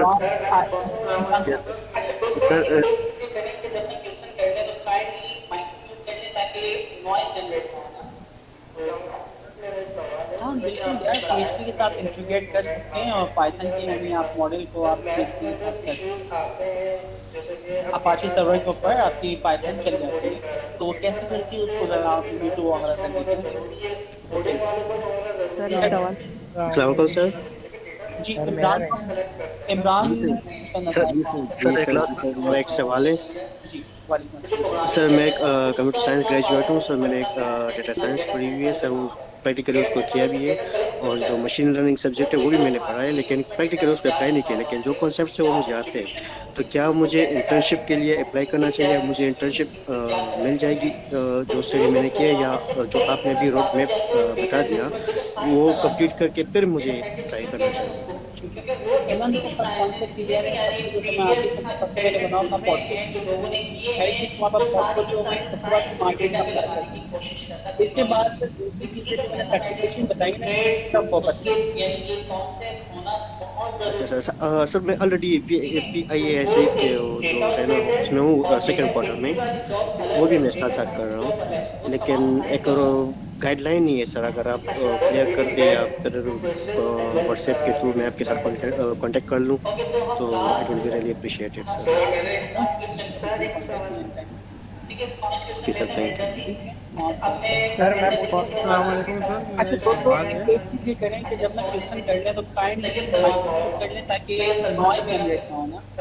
मेरा एक सवाल है, जैसे कि आपने बताया कि मेडिकल के स्टूडेंट आप हैं, उसी तरह मैं भी था सर। मैथ के अंदर इश्यूज आते हैं, जैसे कि अब डेटा साइंस कर रहे हैं या बंदा कोडिंग कर रहा है, तो डेटा साइंस के अंदर भी मैथ का स्ट्रॉन्ग होना ज़रूरी है, कोडिंग वालों का होना ज़रूरी है, इम्प्लीमेंटेशन हो रही है, लेकिन डेटा कह सकते हो कि तुमने कंट्रीब्यूट किया कॉन्सेप्ट ना कंपटीशन को वहां पे बोलने का, अगर तुमने बिल कर दिया जो प्रोग्रामिंग करते हैं तो हमारी जिंदगी में ज़्यादा नहीं पड़ता मैथ से जितना प्रोजेक्ट पे आज तक मैं वही गलत थोड़ी करता है डेटा उठा के सलमान को सवाल हो गया। अब हम देते हैं सर मैंने क्या कलेक्ट करें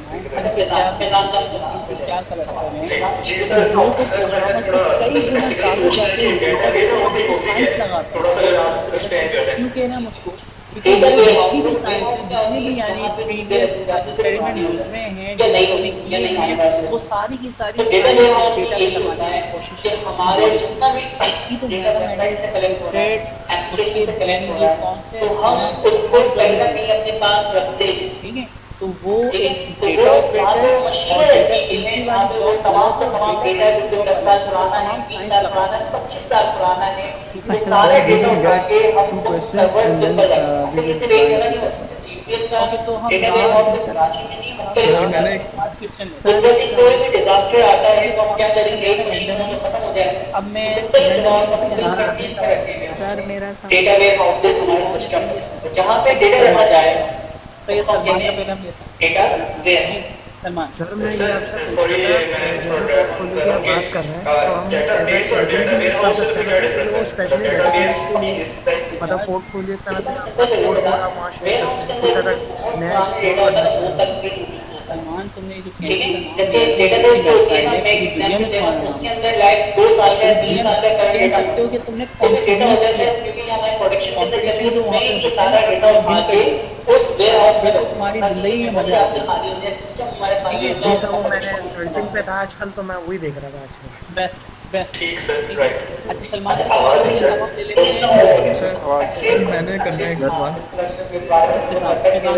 तो अक्षय हम 3 सवाल और ले लेते हैं सर रैंडमली जैसे पूछना है कि डेटा वेयर हाउस में होती है, थोड़ा सा अगर आप एक्सप्लेन कर दें। डेटा वेयर हाउस जहाँ पे लास्ट पुरानी हो जाती है नहीं होती या नहीं आने वाली है। डेटा वेयर हाउस भी हमारे जितना भी एप्लीकेशन से कनेक्ट हो रहा है तो हम उसको कहीं ना कहीं अपने पास रखते हैं। सैलरी डिपेंड करता है तो वो जहाँ पे वो मशीनें रखी है डिपेंड करता है आपका डेटा जो कुछ 10 साल डिपेंड करता है आप 25 साल है वो सारा डेटा उठा के हम उन सर्वर के ऊपर सिर्फ एक जगह डायरेक्टली में जाके अगर मैं यूपीआई मुझे 15 लाख की सैलरी चाहिए कि कोई भी डिजास्टर आता है तो हम क्या करेंगे एक पोर्टफोलियो बन जाए तो मुख्तलिफ सैलरी बहुत अच्छी है। तुम अपना पोर्टफोलियो डेटा वेयर हाउसेस हमारे सिस्टम जहाँ पे डेटा रखा जाए उसको हम कहते हैं डेटा वेयर। सर सॉरी मैं इंट्रोडक्शन कर रहा हूं कि डेटाबेस और डेटा वेयर हाउस में क्या डिफरेंस है? डेटाबेस तो कहीं से भी करने के बाद उसके बाद जैसे हमें बहुत पुराने डेटा का ना बहुत तकलीफ काम करना है ठीक है। जैसे डेटाबेस जो होती है ना मैं एक एग्जांपल दे रहा हूँ इसके अंदर लाइक 2 साल का 3 साल का करंट डेटा डेटाबेस से भी डेटा हो जाता है क्योंकि हमारे प्रोडक्शन के अंदर ये सारा डेटा उठा के उस वेयर हाउस में रखते हैं। ही आपकी खाली खाली होगा। ठीक सर, राइट। पहली सवाल ये टारगेट ये रखो कि ये परफेक्ट करो। और अक्षय हम अपना 3 सवाल और ले लेते हैं रैंडमली, उसके बाद में हम उसके एंड करते हैं। तो हमें उसके हिसाब से काफी यानी बताइए, ठीक है। दूसरी चीज आप ना जॉब के अप्लाई करते हैं अपने पोर्टफोलियो स्ट्रांग करो। जी पीसीयू वाला पोर्टफोलियो स्ट्रांग है ना, आप सर मैं आप वीडियो बना के डाल दें, आपने एक यानी रिकमेंडेशन वीडियो बना के डाल दें, पैसे इन्फॉर्मेशन आपने एप्लीकेशन में लिंक्डइन पे डाल दें, आपको सैलरी डिपेंड करता है। पोर्टफोलियो बनाओ, छोटी एप्लीकेशन बनाओ, सैलरी डिपेंड करता है आपके पोर्टफोलियो पर, लिंक्डइन के ऊपर सैलरी डिपेंड करता है कि आप कितना के मोड़ ना चाहिए किसी का 2 क्वेश्चन हम और लेंगे और उसके बाद में हम करके दिखाएंगे। तो डायरेक्टली में जाके यूबीएल को या एचबीएल को किसी भी बैंक को मुझे 15 लाख चाहिए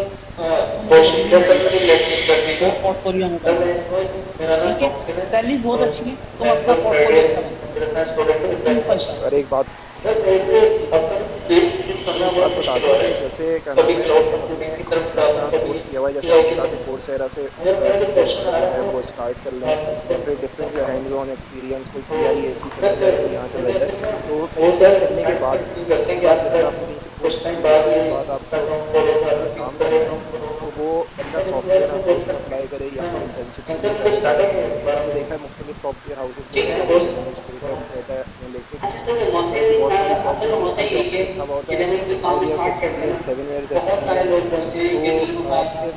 क्या होगा जिनका पैशन होता है एक दफा डिसाइड करना है तो करना कोई बड़े कोई भी आप काम करें तराशने का काम किया हुआ है आपको सीख फ्रीलांसिंग तो काम कैसे सीखें कि जब भी उस काम का नाम लिया जाए ना आपका नाम साफ किया जाए तो हमें उसके हिसाब से दूसरी चीज आपने किसी भी फील्ड का जॉब उस काम को प्रॉपर्टी को कैसे सीखें जब भी उस काम का नाम लिया जाए ना आपका नाम उसके साथ पोर्टफोलियो स्ट्रांग है ना आप बस ये टारगेट के डाल आप एक बना दो वीडियो बना के डाल डेटा साइंटिस्ट अगर साइंस को करवाते हैं तो एफर्ट पोर्टफोलियो बनाओ, छोटी एप्लीकेशन बनाओ और यूट्यूब पे पेजेस के ऊपर लिंक्डइन के ऊपर छोटी अगर वो एल्गोरिथम खुद लिख के लगाओ तो बड़ा मुश्किल है। में मोड़ ना चाहिए एल्गोरिथम पहले से किसी ने मोड़ लेंगे न्यूरल नेटवर्क पहले से लिखा हुआ है, डिसीजन ट्री पहले से लिखा हुआ है, जो साइंस लिखेंगे उस साइंस की लिखी हुई चीज को इस्तेमाल करते हुए इस प्रॉब्लम को सॉल्व करो। बहुत शुक्रिया सर मुझे लेटरिंग करने का।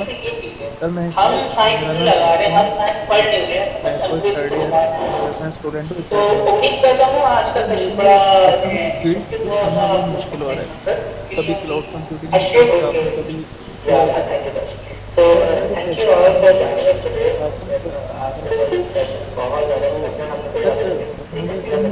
बहुत सारे फ्रेंड्स कंफ्यूज करते हैं कि कुछ टाइम बाद ही इसका डाउन फॉल होगा, अभी तो मुझे स्टार्टिंग नहीं हो पा रहा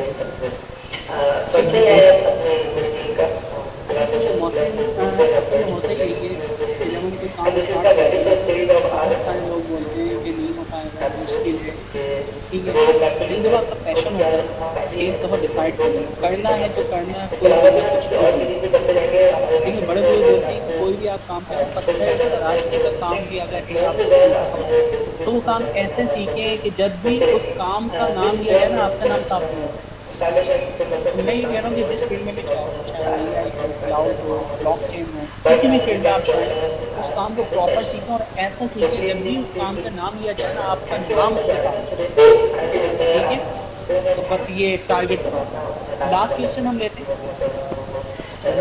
खान का एक क्वेश्चन है, वो क्वेश्चन है अगर डेटा साइंटिस्ट अगर साइंस फील्ड लगाता है तो एफर्ट कम कैसे है? अगर मैं एल्गोरिथम खुद लिख के लगाऊं तो बड़ा मुश्किल है। वो न्यूरल नेटवर्क पहले से लिखा हुआ है, डिसीजन ट्री पहले से लिखा हुआ है, तो वो साइंस की उस साइंस की लिखी हुई चीज़ को मैं इस्तेमाल करते हुए इस प्रॉब्लम को सॉल्व कर सकता हूँ। इसके अलावा हम साइंस नहीं लगा रहे, हम साइंस पढ़ नहीं रहे, तो उम्मीद करता हूँ आज आपको ओके या thank you sir. So thank you all for joining us today. मतलब आज का सेशन बहुत ज़्यादा इंटरेक्टिव, हमने तो आधे घंटे 1 घंटे का सोचा था कि हम इसमें वाइंड अप कर देंगे, लेकिन सर का पढ़ाने का इंटरेस्ट और आप लोगों का समझने का इंटरेस्ट मुझे बहुत मतलब आई एम सो ग्लैड कि मतलब आप लोग इतने मतलब इंटरेस्टेड हैं डेटा साइंस में सब कुछ हैं। फर्स्टली मैं अपनी पूरी टीम का developer student club who put their efforts to bring you this series, and this is the very first series of our new boot episodes. इसके रोड मैप टू यूनिवर्स, उसकी आज पहली एपिसोड हुई है road map to data scientist. इसके अलावा भी हम इसकी और सीरीज भी करते जाएंगे। हमारी नेक्स्ट सीरीज है road map to full stack developer. तो चेक ट्यून विद अस, आप हमारे फेसबुक पेज हमारे ज्वाइन कर लें अगर आपको अपडेट्स मिलते रहेंगी।